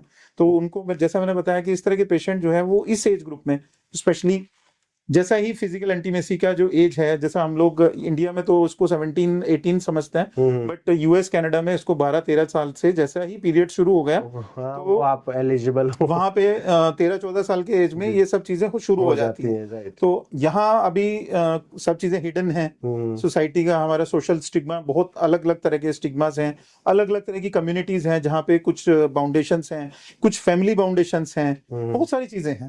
बिकॉज अगर पेरेंट्स ओपन माइंडेड नहीं है तो उसमें बच्चे शेयर भी नहीं करेंगे, बिल्कुल। अपने फ्रेंड सर्कल में शेयर कर लेंगे, फिर इधर उधर से छोटे मोटे किसी वैद्य दवा खाना यहाँ वहाँ इधर उधर धक्के खाएंगे, पूछेंगे। गलत जगह से दवाई लेने के बाद जब मैंने उसको पूछा कि आप दवा कहाँ से ले रहे हो, मेडिसिन कहाँ से ले रहे हो, आप हैरान हो जाएंगे सुन के। शी टोल्ड मी कि मैंने यूट्यूब से कहीं से किसी डॉक्टर को बोलते हुए सुना देख था लीजिए। और उसने मेरे को एक दवा का नाम उसमें बताया था, तो मैंने वो मार्केट से परचेज किया और मैं पिछले 3 साल से वही दवा खा रही हूँ। And that is very wrong. That is wrong, absolutely बिल्कुल। रॉन्ग, बिकॉज जो आपको सिम्टम्स ही नहीं है, हाँ। कहते मुझे फायदा नहीं मिल रहा है, मेरे तो अल्सर्स बढ़ते जा रहे हैं, मेरा पूरा एरिया जो है वो उसमें अल्सर्स बढ़ गए हैं। तो वो तो बढ़ने ही है, बट नेचुरल है। अब उसका जो मेल पार्टनर था एक्चुअल में उसने उससे कैरी किया। ओके। वो मेल पार्टनर का भी उसके पास रिपोर्ट था। जब मैंने उसको परसुएट किया, थोड़ा डिटेल में बात की, तो उसने बाद में रोते रोते वो रिपोर्ट भी मेरे को दिखा दिया कि ये मेरे पार्टनर से मेरे को आया है, बट मेरा उससे मैरिज करने का मन नहीं है, बट अब मुझे कोई अच्छा लड़का नहीं मिलेगा तो उसी से मेरे को मैरिज करनी पड़ेगी। अब देखिए, आप समझने की कोशिश करिए, कितना अजीब सी बात है ना। एक इन्फेक्शन कैरी करने की वजह से आपको ऐसा लग रहा है, अगर वो इन्फेक्शन ठीक ही हो जाता, ठीक ही हो जाता है। मैक्सिमम 2 साल में वो किसी भी तरह का कोई भी इन्फेक्शन है, अगर सही तरीके से मेडिसिन ली जाए, एचपीवी वायरस वहीं का वहीं रहेगा, मैनिफेस्टेशंस तो खत्म हो सकते थे। तो क्या इस केस में आप किसी और से शादी नहीं कर सकते? कर सकते हो, आपका डिपेंड करता है आपने वो ट्रीटमेंट ठीक से लिया होता। नहीं, विदाउट ट्रीटमेंट। विदाउट ट्रीटमेंट अगर आप शादी करेंगे उसको भी आप उसको भी हो पॉजिटिव जाएगा। कर देंगे। Right right. जैसे एचआईवी पॉजिटिव से आप मैरिज करें तो एचआईवी आपसे ट्रांसफर भी हो जाएगा ना। राइट। तो ये skin to skin contact, blood to blood contact, transmission तो जाएगा ही। बिल्कुल। और एचपीवी में से और क्या क्या कॉम्प्लिकेशंस होती हैं, और ये बॉडी के और किन किन ऑर्गन्स को हार्म कर सकता है, हार्म होते हैं इससे? मोस्टली देखिए, जैसे आपका, जैसे मैंने शुरू में बताया कि जो भी जेनिटल वार्ट वाले केसेस हैं, एचपीवी की प्रेजेंटेशन, क्योंकि 200 टाइप्स के स्ट्रेन्स हैं, आपको कौन सा स्ट्रेन आपको हो रहा है, जिसमें हाई रिस्क में मैंने बताया 16 और 18 जो है वो हाई रिस्क में रहता है, तो फीमेल्स में सर्वाइकल कैंसर के चांसेस जो है उससे बढ़ जाते हैं। ऐसे ही ओरल कैंसर, कई बार यही एचपीवी वायरस जो है वो आपको ओरल, मतलब माउथ के अंदर आपके एक्स्ट्रा ग्रोथ हो गया और आपने डॉक्टर के पास आप गए तो उसने लगाने के लिए आपको जेल दे दिया कि छोटा सा मेरे को ये वाट हो गया अंदर, गाल के अंदर हो गया, यानी आपको बक्कल म्यूकोसा में आपको ये डेवलपमेंट हुआ, आपने मेडिसिन लगाया और मेडिसिन लगाने से वो आपको रिलीफ हो गया, लेकिन वो परमानेंट सॉल्यूशन नहीं है। किसी भी पार्ट में ये वाट हो सकता है, स्किन के किसी भी पार्ट में हो सकता है। आपने मोस्टली लोगों को गर्दन के आसपास देखे होंगे कुछ मस्से बन जाते हैं, मोटे मोटे बन जाते हैं, मोटे मोटे से ग्रोथ हो रही है, कईयों को ऐसा, कहीं यहाँ से निकल जाता है, माथे पे निकल जाता है। सेलिब्रिटीज हैं उसको होता है ना कि जी जी जी जी बच्चा निकला हुआ, इसका कुछ नहीं कर सकते हैं। बिल्कुल। मैंने 2 बार इसको लेजर से कराया, बट लेजर से कराने के बाद भी ये ठीक नहीं हुआ। तो वहां उस तरह के केसेस में होम्योपैथिक मेडिसिन जो है वो पूरी तरह से इफेक्टिव है। नहीं, ये तो बहुत इंपॉर्टेंट चीज है सर, जिससे काफी मैं मेरे दर्शकों को भी बताना चाहूंगा, ये जो मस्से वाला जो केसेस है मैंने काफी खुद ने भी देखे हैं, सो वो तो डेफिनेटली डॉक्टर से कांटेक्ट करना चाहिए। और होम्योपैथी में आप कांटेक्ट करेंगे तो आप हर तरह के केमिकल से बचते हैं। First thing, very very important, जब तक आप ये नहीं सोचेंगे कि मुझे इसे जड़ से ठीक करना है, आप होम्योपैथी के बिना इसको जड़ से ठीक कर ही नहीं सकते। मैं श्योर शॉट हूँ 100%, बिकॉज हमारे पास हजारों नहीं लाखों के हिसाब से केसेस हैं। पिछले 23-24 साल में हमारी जो सबसे ज्यादा प्रैक्टिस है वो इसी तरह के केसेस में है, सर ये जहाँ पे ठीक ही नहीं हो रहे हैं, मस्से ठीक ही नहीं हो रहे हैं। जी, ये तो बहुत इंपॉर्टेंट इंफॉर्मेशन थी मेरे दर्शकों के लिए। ये मस्से वाली प्रॉब्लम जो कि काफ़ी काफ़ी हद तक देखी जाती है, सो डॉक्टर सिंगल से कांटेक्ट करें। मैं डिटेल्स डॉक्टर की आपको स्क्रीन पर शेयर कर दूंगा। सो सर, मैं वार्ड्स के बारे में आगे की बात कर रहा था। जी how effective is homeopathy in treating warts of different types, और क्या होम्योपैथी मेडिसिन से एचपीवी इन्फेक्शन को ठीक किया जा सकता है? देखिए, जैसा मैंने शुरू में अभी भी बताया, अभी भी पिछले क्वेश्चन में भी बताया कि जो एचपीवी है वायरस वहीं का वहीं रहेगा। मैनिफेस्टेशंस को ठीक किया जा सकता है। मैनिफेस्टेशंस मींस जो आपको सिम्टम्स हैं उसके वजह से क्या परेशानी हो रही है। वार्ड हो गया तो वार्ड को रिमूव करने के लिए, वार्ड जैसे आपने पूछा टाइप्स ऑफ वार्ड्स, कई तरह के टाइप्स हैं। अगर हम मोटा मोटी बात करके देखें तो हमारे पास सोल्स में, पैरों के तलवे में अगर वाट हो जाए तो उसको प्लेंटर वाट बोल देते हैं। अगर कोई फ्लैट एरिया है, जरा सा आपको फ्लैट है तो उसको फ्लैट वाट बोल देते हैं। कई जगह आपने देखा होगा कहीं गर्दन पे निकल गया तो उसको पिडंकुलेटेड, यानी उसके कुछ 2-3 ऐसे इकट्ठा फ्लावर जैसा आपको लगेगा। हाँ। देखने में जैसा ये फ्लावर है तो ऐसा ऐसा कुछ ग्रोथ दिखाई देगा आपको। तो अगर ऐसा कुछ ग्रोथ है तो उसको फिलीफॉर्म टाइप ऑफ वाट या कोलीफ्लावर टाइप ऑफ वाट, इस तरह के वाट्स जो है बोल देते हैं। और होम्योपैथी में एंटी साइकोटिक मेडिसिन हैं। मार्क करिए मेरे words, okay. Anti psychotic medicine, anti psychotic psychotic medicine. तो एंटी साइकोटिक मेडिसिन से इसके जो जड़ है उसको हमेशा के लिए खत्म किया जा सकता है। एक बार ठीक हो गया इन्फेक्शन, आपको मुड़ के दोबारा उसकी प्रेजेंटेशन आएगी नहीं, आपको दोबारा मुड़ के वाट नहीं होगा, लाइफ टाइम कभी वाट नहीं एचपीवी होगा। आपका डोरमेंट हो जाएगा। कैन यू इमेजिन, एचपीवी आपका डोरमेंट हो जाएगा। आपको वो इन्फेक्शन जो है वो बार बार आपको जो उसकी मैनिफेस्टेशंस आ रहे थे वो खत्म हो जाएंगे, कंप्लीटली खत्म हो जाएंगे। आप उस समस्या से, उस प्रॉब्लम हमेशा से के लिए निजात पा सकते पा हैं। सकते हैं। ये तो बहुत पूरी तरह से आप फ्री हो सकते हैं। जी, ओके ओके। एंड सर, हमारी बॉडी और इम्यून सिस्टम कैसे भी डिसाइड होता है सर इसका, अपना वॉट्स का? देखिए, जैसा इम्यून सिस्टम है, immune system is just like हमारा बॉडी का डिफेंस मैकेनिज्म, ऐसा मोटा मोटा समझने की कोशिश करें। और ये लोगों को हेल्प कैसे करता है इस इन्फेक्शन से बचने के लिए, या मतलब कैसे इन सब चीजों से निजात पाई जा सकते हैं? जैसे अगला अगर हम आपके वाले सवाल पे प्रॉपरली बात करें तो इम्यून सिस्टम ही है हमारा जो कल्प्रिट है, मेजर इफेक्ट करता है इम्यून सिस्टम पर? इम्यून सिस्टम के ऊपर ही मेजर इफेक्ट है इसका। मतलब वो कम या ज्यादा होता है? ज्यादा तो नहीं, खैर कम ही होगा, इम्यून वीक ही सिस्टम होगा। वीक हो गया वीक ही तो होगा। आपको इन्फेक्शन जल्दी कैच करेगा और उसका जो स्ट्रॉन्गर स्ट्रेन है वो आपको अटैक करेगा। ऑब्वियसली तब फिर आपकी बॉडी जो है और भी कई बीमारियों को इनविटेशन देगी। यस, आप हमारी बॉडी देखिए, हमारी बॉडी में भगवान ने जो सिस्टम डिजाइन किया था, जिस तरह से बनाया था, वो इसलिए बनाया था कि हमारा जो डिफेंस मैकेनिज्म है बहुत सारी चीजों से खुद ही फाइट कर लेगा। बट अगर इन्फेक्शन बहुत बड़े लेवल का है तो उसको फाइट करने के लिए आपको कुछ ना कुछ हेल्प चाहिए, जो कि होम्योपैथिक मेडिसिन के तौर पे हम लोग हेल्प करते हैं। और पेशेंट्स, अब तो नंबर ऑफ एग्जांपल्स ही बहुत हैं। हमारे क्लिनिक के गूगल रिव्यूज आप निकाल के देखेंगे तो एचपीवी के तकरीबन आपको 15-20 तो आपको रिव्यूज ही मिल जाएंगे पिछले 1 साल के। सर, मेरा अगला सवाल था, एलोपैथी ट्रीटमेंट के बाद लोग आपके पास क्यों आ रहे हैं, एंड एलोपैथी में इसके क्या ट्रीटमेंट्स हैं जी, और एलोपैथी ट्रीटमेंट के बाद ये चीज कितनी खराब या बिगड़ जाती है, बिगड़ चुकी है जी, जब लोग आपके पास आ रहे हैं? इसको ना थोड़ा सा अच्छे तरीके से समझना पड़ेगा, क्योंकि जैसा हमने शुरू में बात की थी कि फर्स्ट लाइन ऑफ ट्रीटमेंट जो है वो एलोपैथी है। कोई भी इन्फेक्शन होता है, कुछ भी होता है, तो सबसे पहले जब हम गूगल करते हैं तो बंदे को लगता है यार मैं किसी स्पेशलिस्ट को दिखा लूं। आजकल थोड़ा लोग समझते भी हैं और गूगल तो फिर जिंदाबाद है। तो वो कहीं ना कहीं स्पेशलिस्ट के पास पहुंचेंगे तो वो क्या बोलेगा कि इसको जला देते हैं, इसका क्रायो सर्जरी कर देते हैं, ये आपका जो वार्ट वाला एरिया है इसको थोड़ा कोटरी कर देंगे, यानी सड़ा देंगे। चाहे कोई एसिड लगा के सड़ा देंगे, चाहे कोई सर्जरी करके सड़ा देंगे, या क्रायो सर्जरी एक एडवांस टेक्निक है जिसमें कुछ पर्टिकुलर गैस होती है, उससे ट्रीटमेंट किया जाता है। तो उससे मेन काम क्या है, उस वाट को रिमूव करना है। बट वाट को रिमूव करना तो ट्रीटमेंट नहीं है। बिल्कुल। क्या आप समझ रहे हैं? इस चीज को थोड़ा सा बारीकी से समझना पड़ेगा। क्यों केस खराब हो रहे हैं? केस का खराब होने का रीजन ही यही है क्योंकि हमारे जो ट्रीटमेंट के पैरामीटर्स हैं वही गलत हैं। हम ये सोच रहे हैं कि जो एक्सटर्नल ग्रोथ है, अब मैं इस पौधे को यहां से काट दूं तो क्या ये पौधा बढ़ेगा? नहीं बढ़ेगा, बिल्कुल बढ़ेगा ना। बिल्कुल बढ़ेगा। इतना सा कॉमन सेंस नहीं समझ रहे हैं लोग कि वाट केवल एक एक्स्ट्रा ग्रोथ है। अगर हम ऊपर से काट देंगे या ऊपर से इसको रिमूव कर देंगे तब भी ये बढ़ जाएगा बाद में, तो जड़ तो हमारी खत्म ही नहीं हुई। तो केस तो दोबारा से बढ़ जाता है। जैसे ही पेशेंट को हमने कोटरी कर दी, उसके बाद 4-6 महीने बाद पेशेंट कहता है मेरे को तो पहले एक वार्ड था डॉक्टर साहब, जब मैंने सर्जरी कराई उसके बाद मेरे को 6-7 जगह पे वार्ड हो गए, अब मेरे वार्ड जो है मल्टीपल हो गए। अब वार्ड से हम कहाँ पहुंच गए हैं, मल्टीपल वार्ड्स में आ गए। मीन्स कन्वेंशनल ट्रीटमेंट में आपकी ये समस्या, आपकी ये खाली नहीं हो बीमारी रही, और बिगड़ रही है। बिगड़ रही है। मैंने इसको यहाँ से काट दिया, इसके 6 ब्रांचेस और निकल गए। अब वो 6 ब्रांचेस और निकल गए, यानी जो हमारा एक नॉर्मल वार्ड था, जिसको मैंने शुरू में बताया था कि एक नॉर्मल वार्ड फ्लैट वार्ड था, या आपको एक छोटा सा प्लेंटर वार्ड था, या किसी और पर्टिकुलर एरिया में नॉर्मल वार्ड था, लेकिन अभी वो गोभी जैसा हो गया, यानी फिलीफॉर्म वार्ड बन गया, यानी उसके मल्टीपल ओपनिंग्स हो गए। उसमें से ऐसा ऐसा ऐसा करके उसकी प्रेजेंटेशन होगी। अगर मैं ऐसा डिजाइन करूँ ना, तो ऐसा करके लोगों को बम्प्स बने हुए हैं। कहाँ पर? पोटी वाली जगह में। पोटी वाली जगह में मीन्स वो सोच के बिगड़ देखिए, चुका है पूरा। पेनिस के ऊपर बना हुआ है। ओके। अगर ये पेनिस के ऊपर होगा, ऐसा एक ग्रोथ होगा, और इसके जो मार्जिन्स हैं वो सेंटीमीटर्स में होंगे।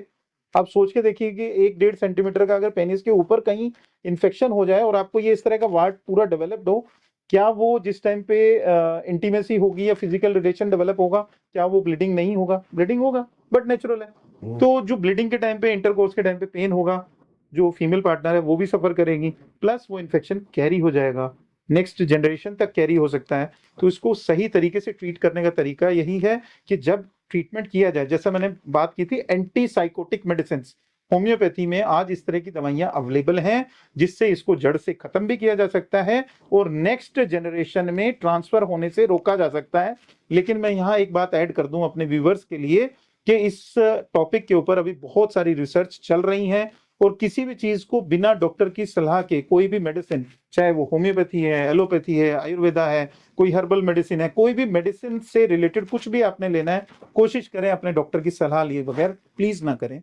यूट्यूब में इस तरह के डॉक्टर्स, बहुत सारे डॉक्टर्स जो हैं उभर के आ गए हैं, जिन्होंने कोई भी पर्टिकुलर मेडिसिन को हाथ में पकड़ के बोल दिया ये दवा इसके लिए, और उसके व्यू कितने हैं? 22,000।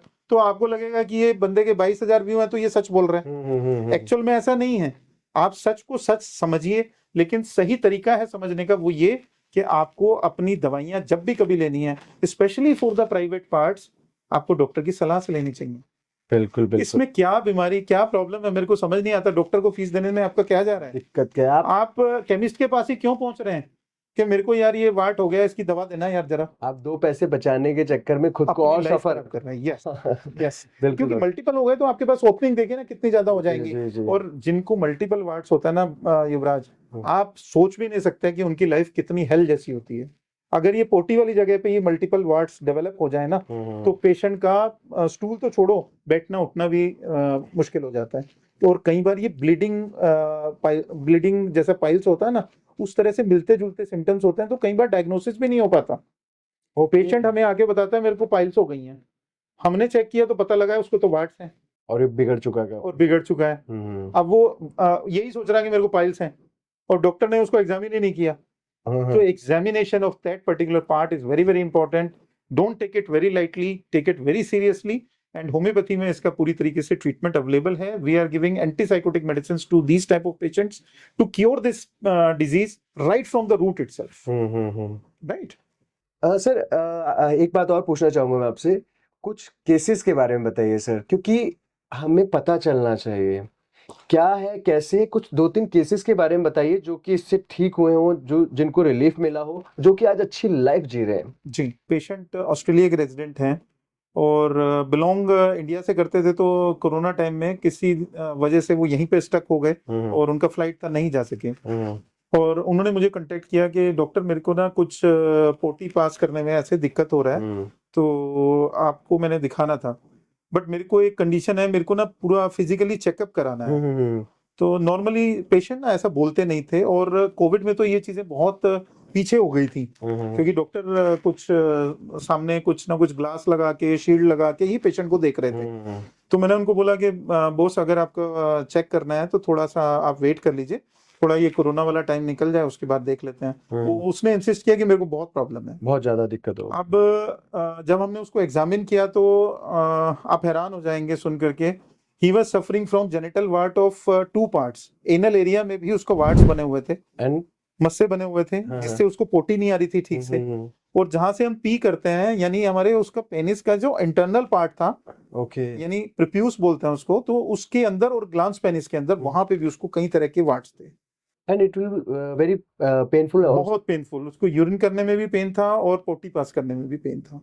अब मैंने जब हिस्ट्री थोड़ा डिटेल लिया तो मालूम पड़ा कि ये जो वार्ड्स हैं ये तो मेरे को डॉक्टर साहब 6-8 महीने से हैं। ओके मैंने कहा उससे पहले कोई ट्रीटमेंट किया था? हाँ, मैंने 2-3 वार्ड हुए थे मेरे को पोटी वाली जगह पे, तो मैंने एसिड सैलिसिलेट करके कोई क्रीम आती है, फिर मैंने वो लगाई थी। और बाद में डॉक्टर ने बोला था कि इन्फेक्शन है थोड़ा सा, तो आप इसमें ये फला क्रीम, उन्होंने मोमेटाजोन करके एक और क्रीम था, वो नाम मुझे बता दिए। यानी स्टीरॉयड बेस उसमें क्रीम्स ऑइंटमेंट्स, यही उनको ऑस्ट्रेलिया में ट्रीटमेंट दिया गया। ओके सर, इसकी कोई स्टेज भी है कि नहीं बस अब नहीं हो सकता कुछ, ऐसा कुछ तो नहीं? हाँ नहीं, हमारे पास तो हर स्टेज पे आ रहे हैं पेशेंट। नहीं कोई हम ऐसी तो, स्टेज भी है कि नहीं अब कुछ नहीं हो फर्स्ट सकता? स्टेज, सेकंड स्टेज और थर्ड स्टेज जहाँ पे पेशेंट का जो पर्टिकुलर पार्ट है, एनल एरिया है या पिनाइल एरिया है या फीमेल्स में है उनका वेजाइनल एरिया है, वहां गल गया, वहां अल्सर ही हो गया उसकी वजह से। तो यानी एक चीज नहीं होती, दो चीजें साथ साथ होती हैं। अल्सर हो गया तो जो अब नेक्स्ट डिजीज के बारे में बात कर रहे थे, हर्पीज, वो भी आ जाती है, क्योंकि एक इन्फेक्शन दूसरे इन्फेक्शन को कैरी करता है। बॉडी प्रोन हो जाएगी ना, एक इन्फेक्शन अगर आपको पहले से है तो दूसरा इन्फेक्शन जल्दी कैच हो जाएगा। तो वो पेशेंट को हमने ट्रीटमेंट शुरू किया होम्योपैथी से, एंड वो तो मेरे पीछे पड़ गया। जैसा 4 दिन बाद 5 दिन बाद, डॉक्टर ये कब आराम आएगा, डॉक्टर ये कब ठीक होंगे, डॉक्टर ये कब ठीक होंगे। अभी होते होते वो 2 महीने निकल गया, उसको कोई ज्यादा रिलीफ फील नहीं हो रहा था उसको पर्सनली, ओके क्योंकि हमने उसको देखा नहीं। हमने उसको 2-2.5 महीने के बाद दोबारा से एक बार विजिट के लिए पर्सनली बुलाया, तब तक हम मेडिसिन देते रहे। ओके ओके क्लिनिक में आए, मेडिसिन लेके चले गए। तो उसके बाद जब बुलाया तो चेक किया तो 50%, उनको मैंने फोटो खींच के जब दिखाया तो ही वॉज टोटली एस्टोनिश्ड कि डॉक्टर ये तो 50% से भी ज्यादा ठीक हो गए हैं। ओके तो साइज कम हो रहा है, तो डॉक्टर अब मैं मेडिसिन बिल्कुल नहीं बंद करूंगा। बीच में उसने गैप कर दिया था मेडिसिन में, तो उसको लगा कि भाई चलो ठीक ही हो जाएंगे, तो अब आराम तो मिल ही गया है, पोटी वाली जगह से भी अब कोई दर्द नहीं है, यूरिन करते वक्त भी कोई दर्द नहीं है। सिम्टम्स तो पहले हफ्ते में ही उसको रिलैक्स होने शुरू हो गए, बट उसका केस जो है वो तकरीबन हमने 6-8 महीने उसको ट्रीटमेंट दिया। 8 महीने में तकरीबन पूरी तरह से ठीक हो गया, जड़ से खत्म हो गया। और उसके रिव्यूज हमने, पेशेंट ने, उसने खुद अपने हाथ, मतलब हैंड राइटिंग में ना, उसने मुझे लिख के भी दिया, क्योंकि उस टाइम पे ट्रेंड था, इस तरह की चीजें नहीं चल रही थी, लोग गूगल पे आ गए थे तब तक ना। इंडिया में तो ट्रेंड उसी के बाद शुरू हुआ है कि वीडियो कॉलिंग पे भी पेशेंट देखे जा सकते हैं। जी हाँ, तो बाद में वो ऑस्ट्रेलिया मूव हो गया, अभी वहां से भी हमारे साथ कांटेक्ट में है पिछले 4 साल से। हम लोग रेगुलरली उसको बात कर रहे हैं कि कोई रिलैप्स तो नहीं है, there is no relapse at all. तो इस तरह के केसेस में जहां मैंने बताया antipsychotic medicine, homeopathic antipsychotic medicine, हमने उनको बाद में भी 1-2 बार रिपीट भी किया, उनको बताया कि इसको मंथ में केवल 1 बार लेना है आपको। अगर ये मंथ में आप ले लोगे पूरे 12 महीने तक, यानी 12 डोजेज आपने महीने की, 1 डोज के हिसाब से आपने पूरे 12 महीने लगातार लिया, आपको जड़ ही खत्म हो गई। अभी वो patient totally hello and hearty है, उनका मैरिज भी हो गया और वेल सेटल्ड है, now is living a normal life. और ऐसे ही और भी केसेस हैं। अगर हम कोंडाइलोमाटा स्पेशली फॉर फीमेल्स में बात करके देखो, सर्वाइकल कैंसर, जैसा मैंने शुरू में टच की थी बात के, सर्वाइकल एरिया जो बच्चेदानी का मुंह है, यूट्रस का जो मुंह है, उसके ऊपर एक लेडी को बहुत बड़ा एक कोलीफ्लावर टाइप का पूरा बड़ा वाट था। ओके एंड इनिशियली उसका एग्जामिन करने में हमें बड़ा इशू आया, because she was a girl of only 18-19 years. बहुत पेन भी होता होगा ना सर? बहुत पेनफुल, बिकॉज जब भी पीरियड्स आते हैं आपको, देखिए वो वैसे बीइंग अ भी डॉक्टर मेरा काम तो है, मैं तो हो सकता है शायद इतना ओपनली बात कर रहा हूँ, हो सकता है बहुत सारे लोगों को लग रहा होगा कि डॉक्टर ऐसे बात कर रहे हैं, बट ये चीजें जाननी और डिस्कशन करना जरूरी है बिकॉज जब फीमेल्स को अब पीरियड्स हो रहा है, हर महीने उनको पीरियड्स आ रहे हैं, पीरियड्स में उन्होंने कहीं ना कहीं कुछ ना कुछ यूज करते हैं हम लोग, पैड वगैरह जो फीमेल्स यूज करते हैं, उसको रखने के बाद उसको पेन हो रहा था। ओके आप सोचिए एक फीमेल्स के लिए कितनी बड़ी एक प्रॉब्लम है कि आप बैठ रहे हैं और आप बैठ नहीं पा रहे हैं, तो सिटिंग भी उसके लिए एक वर्स्ट पोजीशन थी। और जिस टाइम पे उन्होंने कांटेक्ट किया वो इसी प्रॉब्लम के लिए कि बिटिया हमारी बैठ नहीं पा रही है, डॉक्टर क्या दिक्कत आ गई है। एंड देखिए उसको ये पीछे से हेरेडिटरी ट्रांसफर हुआ, बिकॉज उसको हमने चेक किया और उसकी मदर ने भी हमें बताया कि उसको इस तरह का कोई ऐसा फिजिकल रिलेशन कहीं भी नहीं रहा है। हमने विश्वास किया और उसके हिसाब से उसका ट्रीटमेंट शुरू किया। धीरे धीरे ट्रीटमेंट के बाद से साइज जो है वो वापस से नॉर्मल होना शुरू हो गया। जैसे ही मतलब हमने जब उनको एग्जामिन किया दोबारा तकरीबन 1 महीने के विजिट के बाद, तो तकरीबन तकरीबन 30% वो वाट जो है वो रिड्यूस होना शुरू हो गया था, एब्जॉर्ब होना शुरू हो गया था।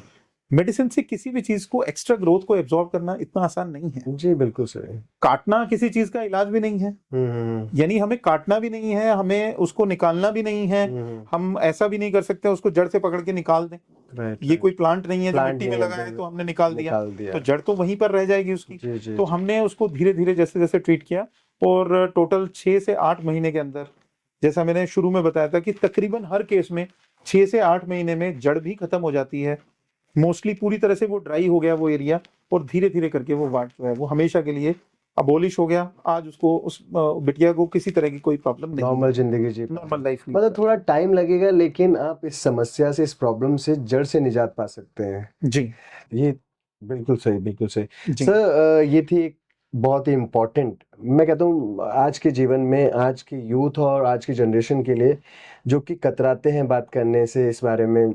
इवन शायद मैं भी कतराऊंगी क्योंकि हमें उतनी नॉलेज नहीं है, जी हम उतना अवेयर नहीं है, जी। हम उतना खुल के बात नहीं कर पाते हैं। हमें बात करनी चाहिए इस बारे में, और इन सारी प्रॉब्लम्स को, इन सब बीमारियों को खुद से दूर रखने के लिए, खुद से दूर करने के लिए आप कांटेक्ट कर सकते हैं, जिसका कि परमानेंट 100% इलाज है डॉक्टर सिंघल के पास। सो इनकी कांटेक्ट डिटेल्स मैं आपको नीचे स्क्रीन पर दे दूंगा। सर अगली बात करते हैं हम हार्पिस के बारे में। इससे पहले मैं एक बात और टच करूंगा, अपने व्यूअर्स के लिए कर रहा हूँ, कि होम्योपैथी जैसा बात की ना, हमारे क्लिनिक में आने की भी जरूरत नहीं है बॉस। अपने नियर बाई में अच्छा क्लासिकल होम्योपैथिक डॉक्टर ढूंढिए। हमारा क्लिनिक अकेला पूरी दुनिया में नहीं, सभी को ठीक नहीं कर सकते हम लोग, क्योंकि इंडिया में जो प्रैक्टिशनर हैं तकरीबन होम्योपैथिक प्रैक्टिशनर 2.5 लाख हैं। अब 2.5 लाख लोग, यानी आपको, अगर आप मैंगलोर में हैं तो मैंगलोर में आप कॉन्टेक्ट करिए, आप कन्याकुमारी में बैठे हैं तो अपने नियर बाई डॉक्टर में कॉन्टेक्ट करिए, जहां मुंबई में है तो मुंबई में हजारों डॉक्टर बैठे हैं, लेकिन उसमें से क्लासिकल होम्योपैथिक डॉक्टर को सर्च करिए जिसका एक्सपीरियंस अच्छा हो। एटलीस्ट जाने के टाइम पे आप पूछ सकते हो कि डॉक्टर आपने पहले इस तरह के केस देखे, उसमें कोई बुराई नहीं है। आप अपने डॉक्टर को पूरे अच्छे तरीके से, पूरा उनको फुल फ्लैज, आप आजकल तो गूगल का जमाना हो गया ना, तो रिव्यूज तो है ही है, अदरवाइज भी आप चेक करिए, बात करिए, कुछ पेशेंट से बात कर लीजिए कि अगर उनके कुछ पेशेंट्स ठीक हुए हैं इस तरह की प्रॉब्लम से पहले, तो आप उनको भी कॉन्टेक्ट कर सकते हैं। हमारे क्लिनिक का तो नंबर हम देंगे देंगे बिल्कुल बिल्कुल। चलिए सर बात करते हैं अगली हार्पिस के बारे में। जी। हार्पिस क्या ऐसा, इसके बारे में जरा बेसिक फैक्ट्स बताइए। ये क्या है, इसके सिम्टम्स क्या है, सिम्टम्स दूसरी बीमारियों से कितने अलग हैं, कितना मैच करते हैं, और पेशेंट कैसे इसको डायग्नोस करें? जी देखिए, इसमें हर्पीज में थोड़ा सा मैं अपने व्यूवर्स के लिए बता दूं, हर्पीज जो हम आज बात कर रहे हैं, बिकॉज ये सेक्सुअली ट्रांसमिटेड इन्फेक्शन की हम बात कर रहे हैं, इसको हम लोग बोलते हैं HSV। HSV this is herpes simplex virus. एक होता है हर्पीज जूस्टर, उसकी हम आज बात नहीं करेंगे। वो एक डिफरेंट टाइप का टॉपिक है, और वो हमारा पुराना, जो आपने शायद अपने जमाने में सुना होगा कि चिकन पॉक्स एक बड़ी मेजर प्रॉब्लम हुआ करती थी, तो चिकन पॉक्स का ही वायरस जो है वो हर्पीज का वायरस बना, जिसे वो माता आगे कहते हैं, तो वो पुराने टाइम में बोलते थे माता आगे, तो मोटे मोटे पिंपल्स जैसे वो हो जाते थे, उसका एक पूरा कोर्स ऑफ है। वो एक अलग तरह की प्रॉब्लम थी चिकन पॉक्स। उसी से रिलेटेड एक वायरस है जिसको हम लोग बोलते हैं हर्पीज जूस्टर वायरस, HZV। आज हम उसकी बात नहीं कर रहे हैं, आज हम बात कर रहे हैं herpes simplex virus. Herpes zoster is totally different from HSV। Herpes simplex, herpes simplex जो है ये एक सेक्सुअली ट्रांसमिटेड जो इन्फेक्शन है, ये उस तरह का इन्फेक्शन है। और HSV में आपकी नॉलेज के लिए बताऊं, व्यूअर्स के लिए भी, कि ये 2 तरह से होता है। It is also a virus, it's also a virus. HSV यानी हर्पीज जो है, हर्पीज एक वायरस से होने वाली डिजीज है, और इसको हम लोग नॉर्मल भाषा में, जैसे हम लोग आजकल तो हर एक चीज में एब्रीविएशन से चलता है ना, तो HSV, तो HSV हो गया, डॉक्टर मेरे को HSV हो गया, तो अभी पूछना पड़ता है कई बार पेशेंट से ना कि HSV का मतलब क्या है, तो उसको मालूम नहीं है, वो उसको टेस्ट रिपोर्ट देखने में, क्योंकि टेस्ट रिपोर्ट में HSV1 HSV2 ऐसा करके रिपोर्ट लिख के दे देते हैं, तो उसमें 2 तरह का होता है। HSV1 जो है वो ओरल एरिया में होता है, और HSV में क्या है, हर्पीज में क्या है, अल्सर्स बनते हैं। अल्सर्स कहने का मतलब ब्लिस्टर बन गया आपको छोटा सा, आपको लगेगा कि ये छोटा सा मेरे को एक ब्लिस्टर, आपने नॉर्मली देखा होगा बुखार के बाद या कभी भी कॉमनली ना छोटा सा ब्लिस्टर बन जाता है, राइट। तो हर्पीज होता है हमारी बॉडी में, बट नॉर्मली जो है प्रेजेंटेशन नहीं आती इसकी जल्दी से, क्योंकि वायरल डिजीज जितनी भी हैं वो डोरमेंट रह सकती हैं बहुत लंबे समय तक। डोरमेंट मींस हिडन रह सकती हैं, बहुत लंबे समय तक इसकी प्रेजेंटेशन ही नहीं आती। आप बोलेगा मेरे को तो कोई इन्फेक्शन है ही नहीं, इन्फेक्शन ब्लड में आप टेस्ट कराएंगे तो HSV पॉजिटिव आ रहा है। Right right right. तकलीफ पेशेंट लेके आया, कहता है मेरे को ना डॉक्टर ये वाला जो यहाँ पे निकला है ना, ये इसमें एक तो इचिंग बहुत हो रही है और बर्निंग बहुत है, जलन बहुत चल है, रहा है चलन पता नहीं लग ही नहीं रहा है, और लेकिन दर्द भी हो रहा है और अजीब सी सेंसेशन हो रही है, कुछ ऐसा लग रहा है कुछ चींटियां चल रही, टिंगलिंग सेंसेशन इसमें बड़ा कॉमन सिम्टम है इसमें, जो बड़ा नोटिस में रखना चाहिए पेशेंट्स को। जैसे ही हमने चेक किया तो देखने से ही मालूम पड़ गया कि ये तो ब्लिस्टर जो है वो हर्पीज का ब्लिस्टर है। इसको हम लोग कैटेगराइज करते हैं फिर दो पार्ट में। अगर ये मुंह वाले एरिया में होती है, ओरल एरिया में होती है, तो हम लोग इसको ओरल हर्पीज बोल देते हैं, ओरल हर्पीज। Oral herpes. अब है ये हर्पीज सिंप्लेक्स ही जो आपने टच किया, HSV ही है, बट HSV दो टाइप का हो गया, first is oral, second is genital. Okay. जो जेनिटल पार्ट में डेवलप होता है अल्सर्स, कहीं ब्लिस्टर्स बन रहे हैं, छोटे छोटे ब्लिस्टर्स बन गए, छोटे छोटे, आपको लगेगा फ्लूइड फिल्ड कैविटीज हैं, बहुत छोटी छोटी फ्लूइड होगा उसके अंदर, ब्लिस्टर के अंदर बहुत ज्यादा पस नहीं होती, बहुत ज्यादा कोई हार्ड मटेरियल नहीं होता है, बहुत देखने में ऐसा बिल्कुल बस रेज्ड आपको बम्प्स लगेंगे, पेप्युलर टाइप के इरप्शंस होंगे, बहुत ज्यादा बड़े साइज में नहीं होते हैं, 1 से 2 mm 3 mm तक के साइज के रहते हैं। जिस टाइम पे ये हर्पीज का इन्फेक्शन होता है, मालूम होता नहीं है पेशेंट को, तो ट्रीटमेंट में क्या करेंगे, जैसा मैंने शुरू में बताया, केमिस्ट के पास जाएंगे जी भैया ये हो गया, इसकी दवाई दे दो, तो वो उनके पास एक ऑइंटमेंट होगा, कुछ भी ऑइंटमेंट लगाने के लिए देंगे तो वो ब्लिस्टर चला जाएगा। जी जी। बट यहाँ समझने की जरूरत है, ब्लिस्टर ऊपर से चला गया, HSV के इन्फेक्शन का क्या करेंगे? बिल्कुल हाँ, उसका क्या करेंगे? अब उसमें उसके बारे में होता है, सोचना उसमें टेस्ट कराते हैं, डॉक्टर के पास जाएंगे जो वेनीरियल डिजीज स्पेशलिस्ट हैं, जो इस चीज के लिए स्पेशलिस्ट होते हैं, उनको वेनीरियल डिजीज स्पेशलिस्ट बोल देते हैं। वेनीरियल डिजीज यानी जो ओनली सेक्सुअली ट्रांसमिटेड डिजीज को देखते हैं। ओके ओके राइट, तो जब गूगल करेंगे तो उसमें मालूम भी पड़ेगा, अच्छा ये वेनीरियोलॉजिस्ट है तो इसके पास जाना चाहिए और उसको कंसल्ट करेंगे। तो वो 2 तरह के टेस्ट कराते हैं, उसमें आपका एंटीजन एंटीबॉडी टेस्ट रहता है और एक PCR टेस्ट रहता है। तो वो दोनों ही टेस्ट कराएंगे, उस टेस्ट में मालूम पड़ेगा कि आपको इन्फेक्शन जो है वो एक्टिव स्टेज में है या डोरमेंट स्टेज में है। ओके, देयर आर स्टेजेस, उसमें स्टेजेस रहती हैं। ओके। अब आपको जिस टाइम पे ये ब्लिस्टर आपको दिखाई दे रहा है, वो 3 हफ्ते के अंदर अंदर अगर हम लोग टेस्ट करते हैं तो एक्टिव स्टेज रहेगी, तो उसको मालूम पड़ जाएगा।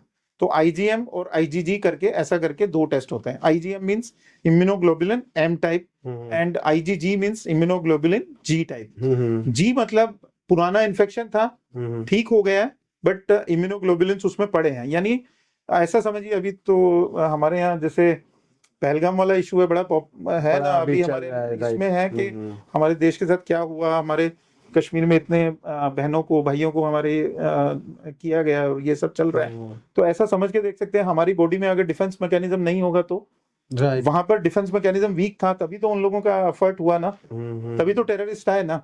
तो हर्पीज इज अ टेररिस्ट, ऐसा मान लो आप एक बार के लिए एग्जांपल। तो एग्जांपल हमने मान लिया, हमारी बॉडी में इन्फेक्शन गया, उसको हम लोग नाम दिया एंटीजन।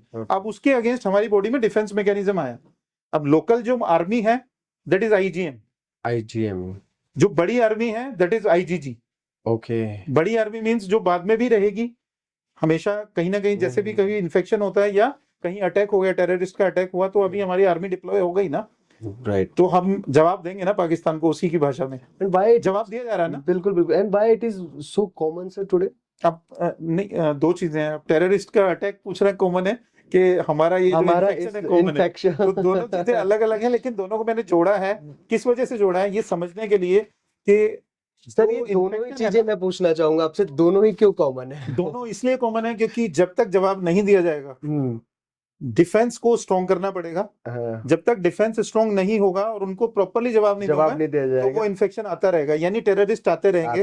अगर क्रॉस बॉर्डर टेररिज्म रोकना है, यहाँ नेक्स्ट टॉपिक चलो दोबारा कभी कवर करेंगे, बट अगर ये क्रॉस बॉर्डर टेररिज्म रोकना है तो एक ही काम करना पड़ेगा जो अभी किया जा रहा है। आज तो हम लोग 2 दिन बाद ही बना रहे हैं, ये सब कुछ तो ऑलरेडी परसों हो चुका है। ऑपरेशन सिंदूर जो है वो चली गया, अब उसमें मालूम ही है लोगों को कि हिंदुस्तान ने भी जवाब दिया अच्छे तरीके से।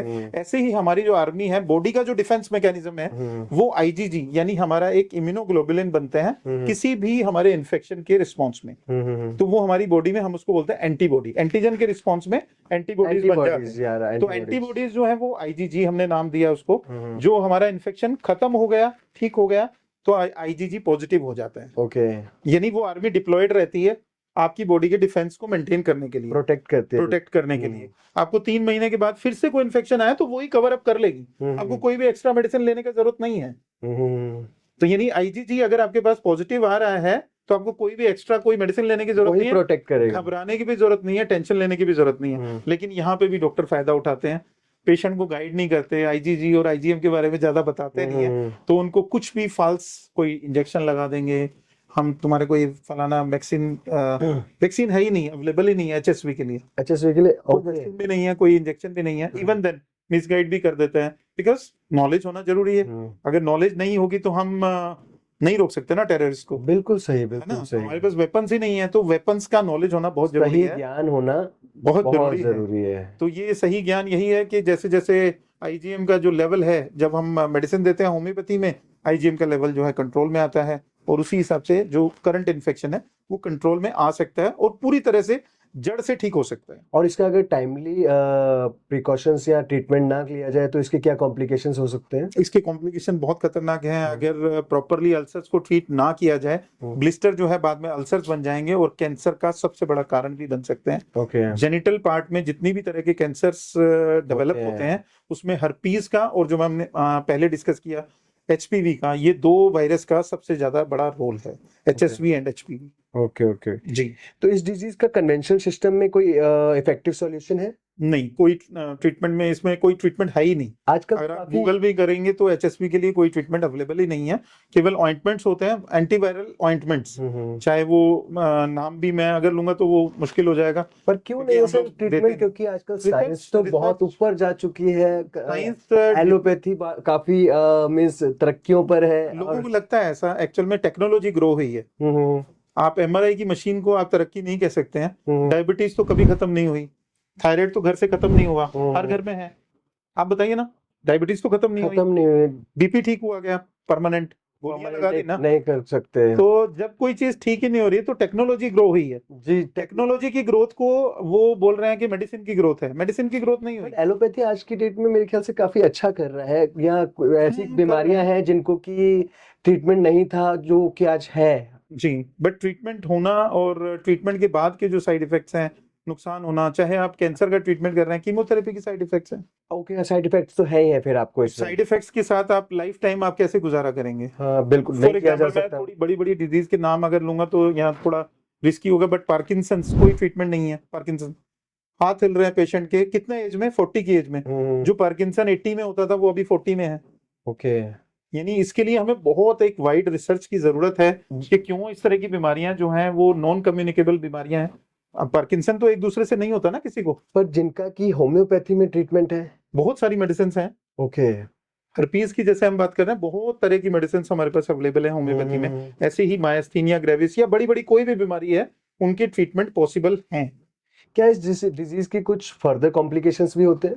जी, तो जैसा हम बात कर रहे थे ना कि किस किस तरह की और बीमारियां हैं जो इसकी वजह से हो सकती हैं, तो उसमें जैसा मैंने बताया कि कैंसर है, कई प्रकार के कैंसर हैं जो इन्फेक्शंस आने के बाद ही डेवलप होते हैं, और ये ऑन गोइंग रिसर्च आप कह सकते हो अभी भी चल रही है। और चाहे यूएस है, कनाडा है, ऑस्ट्रेलिया, न्यूजीलैंड, कोई भी डेवलप्ड कंट्रीज भी हैं, वो भी अभी अंडर रिसर्च ही है ये सारे programmes, specially for such type of sexually transmitted infections. तो सर क्या होम्योपैथी सिर्फ हार्पिस के सिम्टम्स को ही क्योर करती है, या ये फिर बीमारी और हार्पिस वायरस को एलिमिनेट ही कर देती है बिल्कुल? नहीं, ऐसा थोड़ा सा समझना यहाँ पे जरूरी है। जैसा मैंने बताया कि इन्फेक्शन एक बार पॉजिटिव आ गया आपका एचएसवी तो जल्दी से नेगेटिव नहीं होगा, लेकिन जो वैल्यूज हैं, जो एक तरीके से जो एक्सप्रेशंस हैं, जब हमारा ब्लिस्टर ही खत्म हो गया तो यानी इन्फेक्शन कम हो गया, तो हम इसमें आईजीजी और आईजीएम के लेवल को चेक करके जो ट्रीटमेंट का जो कंपास है उसके अकॉर्डिंग हम चल सकते हैं, और पेशेंट को पूरी तरीके से क्योर करने में समय लग सकता है। एचएसवी 1 पॉजिटिव है, वो पॉजिटिव ही रहेगा, लेकिन आईजीजी और आईजीएम के लेवल से हम ये जान सकते हैं कि उसका इन्फेक्शन जो है वो किस लेवल तक कंट्रोल में चल रहा है। सर हार्पिस के आउटब्रेक लोगों के ट्रीटमेंट के दौरान और ट्रीटमेंट के बाद भी होते हैं, क्या होम्योपैथी में इन आउटब्रेक को मतलब रोका जा सकता है? बिल्कुल रोका जा सकता है। जैसा मैंने शुरू में बताया था आपको, जेनिटल वार्ड्स के लिए हमारे पास एंटीसाइकोटिक मेडिसिन है, ऐसे ही होम्योपैथी में कुछ ऐसी एंटी सिफिलिटिक मेडिसिन भी होती हैं, इसको हम लोग सिफिलिस मियाज्म के अंदर रखते हैं, तो ये एंटी सिफिलिटिक मेडिसिन भी हम लोग देते हैं पेशेंट्स को, जहां पर के इस तरह के पेशेंट को बार बार ये कंडीशन डेवलप हो रही है, तो हम जब पेशेंट को एंटी सिफिलिटिक मेडिसिन दे देते हैं तो वो रिलैप्स कंडीशन में नहीं आता है। क्या अनसेफ फिजिकल कांटेक्ट के अलावा भी कोई और फैक्टर्स हैं जिससे ये बीमारी हो सकती है?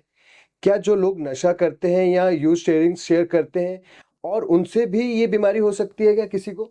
देखिए, जैसे जो सिरिंजेस शेयर ही कर लिया, जैसे आपने मैंने बताया था कि ये इन्फेक्शन कहाँ से आ रहा है, हमारे को स्किन टू स्किन कांटेक्ट या ब्लड टू ब्लड कांटेक्ट, यानी जब आपने सिरिंज ही शेयर कर लिया तो उसमें आपका स्किन कांटेक्ट तो है ही है, साथ में आपका ब्लड का कांटेक्ट भी हो गया, तो उससे तो डेफिनेटली ट्रेवल होगा।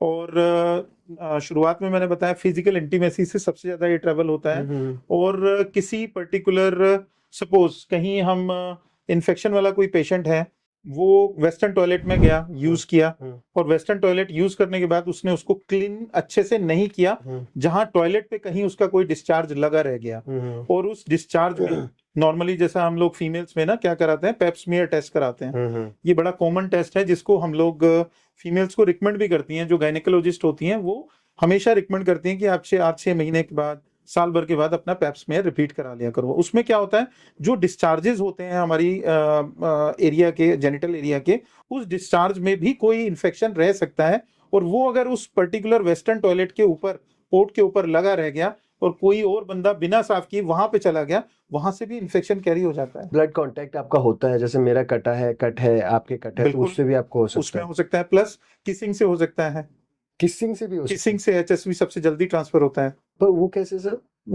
मेथड तो वही है, फिजिकल कांटेक्ट तो वहीं से आ रहा है क्योंकि ना, उससे तो आपका ब्लड कहीं से भी फिजिकल कांटेक्ट है, skin to skin contact, okay, skin to skin contact से भी ये ट्रांसफर होता है। मतलब मैं ऐसा अगर नहीं है आपका कि ब्लड से ट्रांसफर होगा तो उससे जाएगा, आप मेरा हाथ पकड़ेंगे तो नहीं होगा। हाथ से नहीं होगा, बट आप किस कर रहे हैं तो उसमें आपका स्किन टू स्किन कांटेक्ट आपका बन रहा है, और आपका जो एक तरीके से पेनिट्रेशन है वो आपके डिस्चार्जेस जो है वो अगर कहीं कोई भी एक्टिव लीजन होगा तो उसमें से वो डिस्चार्ज निकल के ट्रांसफर हो सकता है। ओके सर, किसी के मुंह में ब्लिस्टर है, हमें कैसे मालूम पड़ेगा? बंदे को लगता है मेरे तो मुंह में छाला हुआ है, हमें वो नॉर्मली हमें लगता है कैसे ना पता कि चलेगा? नॉर्मली छाला हुआ है, नॉर्मल छाला है। तो नॉर्मल छाले में और देखने में ब्लिस्टर में आपको कोई ज्यादा डिफरेंस नहीं लगता है, प्लस हम लोग टेस्ट नहीं कराते हैं, हाँ, हम इग्नोर करते हैं ऐसे इग्नोर छोटे छोटे करते हैं ना, हम चीजों लोगों को ये लगता है ये तो नॉर्मल सा है। नॉर्मल सा है, हो जाएगा अपने डॉक्टर ने आप। बोला था ग्लिसरीन का गरारे कर लो आप ना, ग्लिसरीन लगा लो, उसी से ठीक हो जाएगा, नॉर्मली लोग ऐसा बोल देते ऐसे ही करते हैं। नहीं, हम यूजुअली सर नॉर्मल रोज की आमचर्या के जीवन में हम इन सब चीजों को नहीं ध्यान देते हैं, हम नेग्लेक्ट कर देते हैं, इग्नोर कर देते हैं, चल ठीक है हो जाएगा, बट वो चीजें मेरे ख्याल से बहुत हार्मफुल है। बिल्कुल ये मुझे आज जानने को मिला सर। एंड सर अगला, बिना long term antiviral medicine use किए हुए होम्योपैथी से कैसे हार्पिस केस को ट्रीट करने में आपको हेल्प मिलती है, या कैसे हेल्प करते हैं आप? हम लोग देखिए, जैसा मैंने बताया ना, इसमें एंटी सिफिलिटिक कुछ मेडिसिन रहती हैं, जैसे हमने इन्फेक्शन को ट्रीट करना है, सबसे पहले तो जो मैनिफेस्टेशंस हैं, जो सामने दिखाई दे रहा है उसको ट्रीट करना है। अब उसमें ब्लिस्टर हो सकते हैं, जो पेनफुल ब्लिस्टर बनता है पहले उसको ठीक करना है। जब एक्टिव डिजीज कम हो जाती है उसके बाद हमने उसको एंटी सिफिलिटिक मेडिसिन यानी लॉन्ग टर्म इस तरह की मेडिसिन दी जाती है जिससे आपका इम्यून सिस्टम थोड़ा सा स्ट्रांग हो जाए, आपका रेसिस्टेंस पावर बढ़े, आपका जो आईजीएम लेवल्स हैं, आईजीजी लेवल्स हैं, इम्यूनोग्लोबुलिन्स के लेवल बढ़ जाते हैं। जैसे जैसे लेवल बढ़ता है तो हमें मालूम पड़ता है कि patient is getting better, and this is the only way out to cure this disease thoroughly. Okay, sir ये हार्पिस से बॉडी के कुछ और भी पार्ट्स मींस डैमेज होते हैं, ऑर्गन डैमेज होते हैं, जैसे मेरे को मतलब बहुत थकावट हो रही है, या मतलब बिल्कुल मन बेचैन हो रहा है, इसमें या एंजाइटी जैसे सिम्टम्स भी, एंजाइटी हो रही है। एंजाइटी बहुत कॉमन है इस तरह के पेशेंट्स में, और भी कई तरह की चीजें कॉमन हो जाती हैं जब हम हर्पीज के इन्फेक्शन को ट्रीट करते हैं। एक तरीके से हम बोलते हैं कि हमें इन्फेक्शन को ट्रीट नहीं करना, हमें पेशेंट को ठीक करना है। Okay, there is a difference, जो शुरू में आपने टच किया था एलोपैथी और होम्योपैथी। एलोपैथी में हम लोग बात किया था कि हम लोग केवल उस पर्टिकुलर पार्ट को या उस पर्टिकुलर डिजीज एरिया को हम देख रहे हैं, लेकिन होम्योपैथी में हम लोग we are treating the patient as a whole.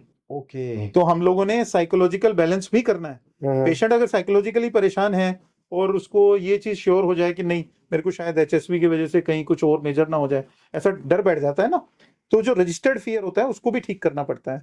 Sir कुछ केसेस का एग्जांपल देंगे जो कि ठीक हुए हो आपसे? हाँ, एचएसवी के बहुत सारे केसेस हैं। अभी हम रिसेंटली एक केस हमारा पंजाब से ही चल रहा है, तरन तारण एक डिस्ट्रिक्ट है पंजाब में, वहां से ये केस है। मोस्टली हमारे पास ऑनलाइन केसेस बहुत ज्यादा आते हैं, तो उसमें जो पेशेंट है वो खुद डेंटिस्ट हैं, ओके। डेंटल डॉक्टर हैं, और उनको ऐसा लगता है कि सर्जरी करने के दौरान कहीं किसी पेशेंट से ही उन्हें ये एक्वायर हुआ है, और उनको अचानक अपने वेजाइनल एरिया में जो इस तरह के सिम्टम्स थे उनको फील हुए, ब्लिस्टर फील हुआ।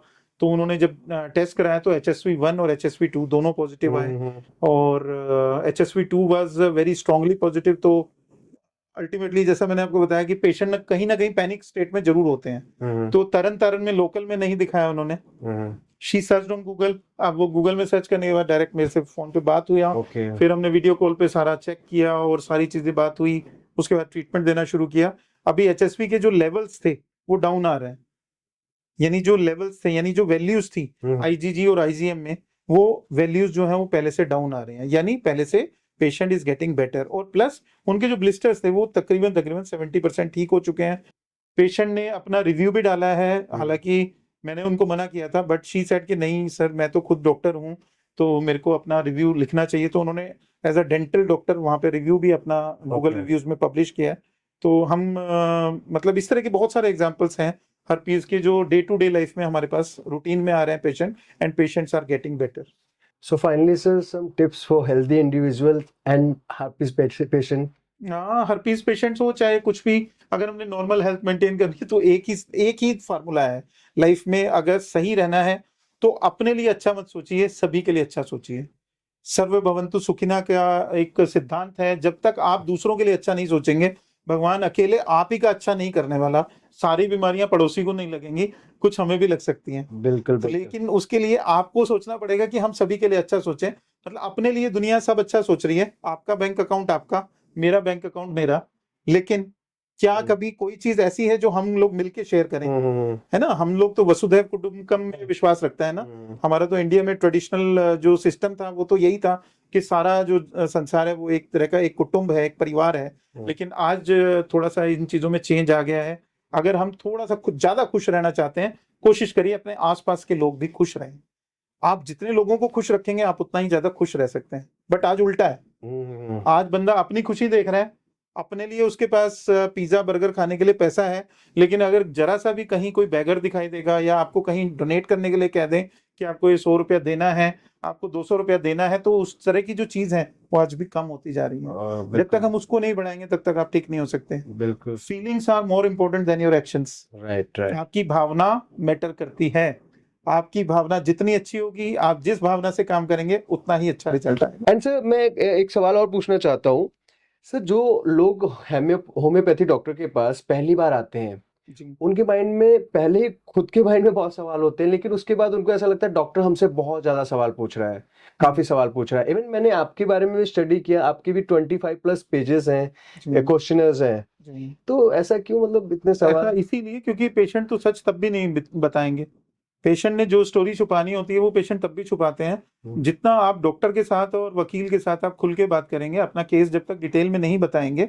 फॉर एग्जांपल मैं इसको एक छोटे से एग्जांपल से क्लियर कर देता हूँ, जो मैंने अभी आपको रिसेंटली दिया। कि जैसा कोई फीमेल है, उसने अपने इन्फेक्शन के बारे में मुझे सच नहीं बताया, मुझे कैसे मालूम पड़ेगा कि उसकी इंटेंसिटी इस वजह से ज्यादा है। लेकिन आप जान के बड़ा हैरान हो जाएंगे कि अगर आप छुपा रहे हैं अपनी डिजीज को और डॉक्टर को ये मालूम पड़ता है, जब हम लंबा फॉर्म भरवाते हैं ना, उसमें बहुत सारे क्वेश्चंस दिए होते हैं, उस क्वेश्चन से ही हमारी असेसमेंट होती है कि पेशेंट की साइकी कैसी है, उसकी साइकी में क्या चल रहा है, क्या चल रहा है, वो असेसमेंट हम उन क्वेश्चन से ही कर लेते हैं। वो क्वेश्चंस बहुत इंपॉर्टेंट हैं। अपने किसी भी क्लासिकल होम्योपैथिक डॉक्टर के पास जब भी आप जाते हैं, उसको कोशिश करें सही से सही जवाब दें।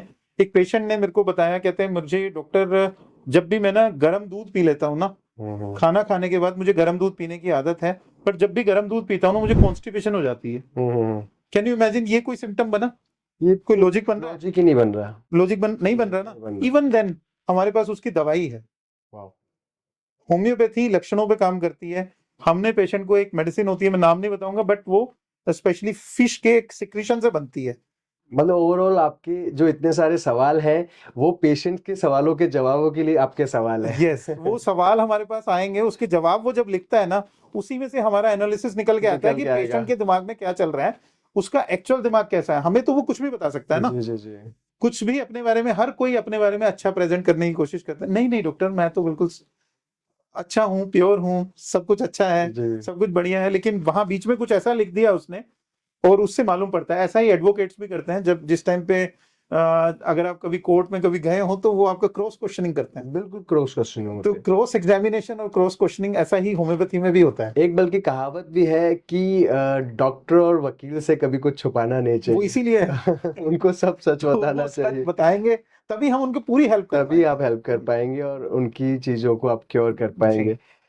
So over the trade counter या ओटीसी मेडिसिन जिनके लिए लोगों को ना डॉक्टर्स की प्रिस्क्रिप्शन की जरूरत होती ही नहीं है, जी और उनका मिसयूज भी सर बहुत होता है, हम्म, और वो फार्मेसीज पे इजीली अवेलेबल भी हैं, और हम नॉर्मल लाइफ में उनका यूज करते हैं। भाई मेरे को सिर दर्द है, भाई पेन किलर दे दे, या जुकाम हो गया ये दे दे, तो ऐसी मेडिसिन को हम यूज करते हैं। ये कितनी हार्मफुल है, और क्या सजेशन है आपका ये मेरे व्यूअर्स के लिए उसका आपको?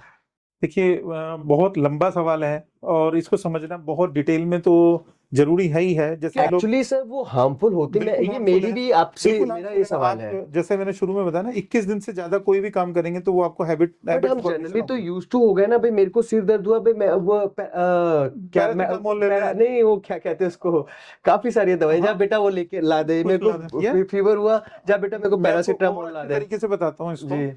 अब हमारे यहाँ गांव में क्या सिस्टम है, वहां पे दवाइयों के नाम भी नहीं पता।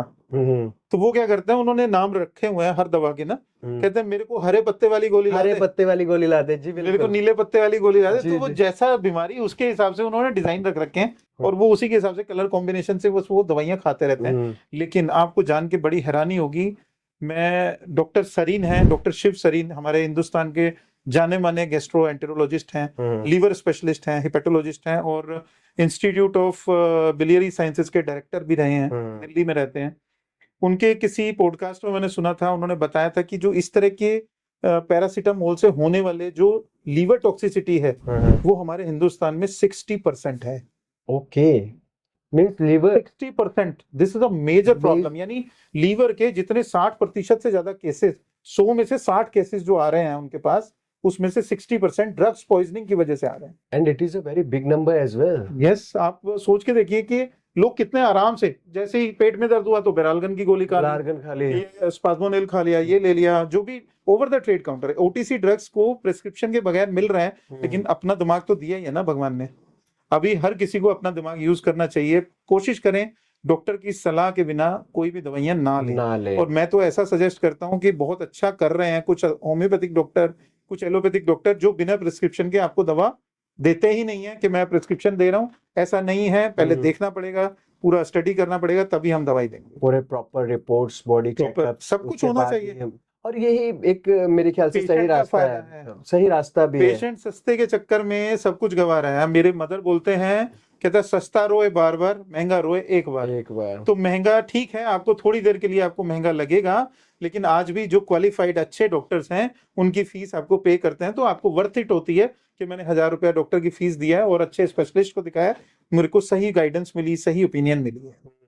नहीं, वैसे जनरली हम लोग ऐसे हो ही गए, हम बन गए हैं, हमें कुछ भी हुआ जब और मेडिकल से गए, भागा का टाइम आ गया टाइम ना, नहीं है, लोग भाग रहे हैं, बस भाग रहे हैं। भाग ही अभी रहे हम लोग ये पॉडकास्ट भी बना रहे हैं ना, यू हैं। वॉन्ट बिलीव, आधे लोग तो इसको मेट्रो में कान में, वो आजकल चलता है ना, वो क्या लगाते हैं लोग कान में, ईयरफोन्स, ईयरफोन्स लगाए, उसी ईयरबड्स, से सुनेंगे। उसी से सुनेंगे। लेकिन हम लोगों को तो आदत ही नहीं है। हम पिछली पीढ़ी के लोग हैं, हम 20 साल 30 साल पुराने लोग हैं। जो आज की जनरेशन है वो बहुत ज्यादा अपने आप को ऐसा उन्हें महसूस हो रहा है कि वो एडवांस हो गई है। एक्चुअल में एडवांसमेंट नहीं है, वो आपके कानों का बहुत ज्यादा यूज करने की वजह से हियरिंग एड भी ज्यादा लगने लगे हैं।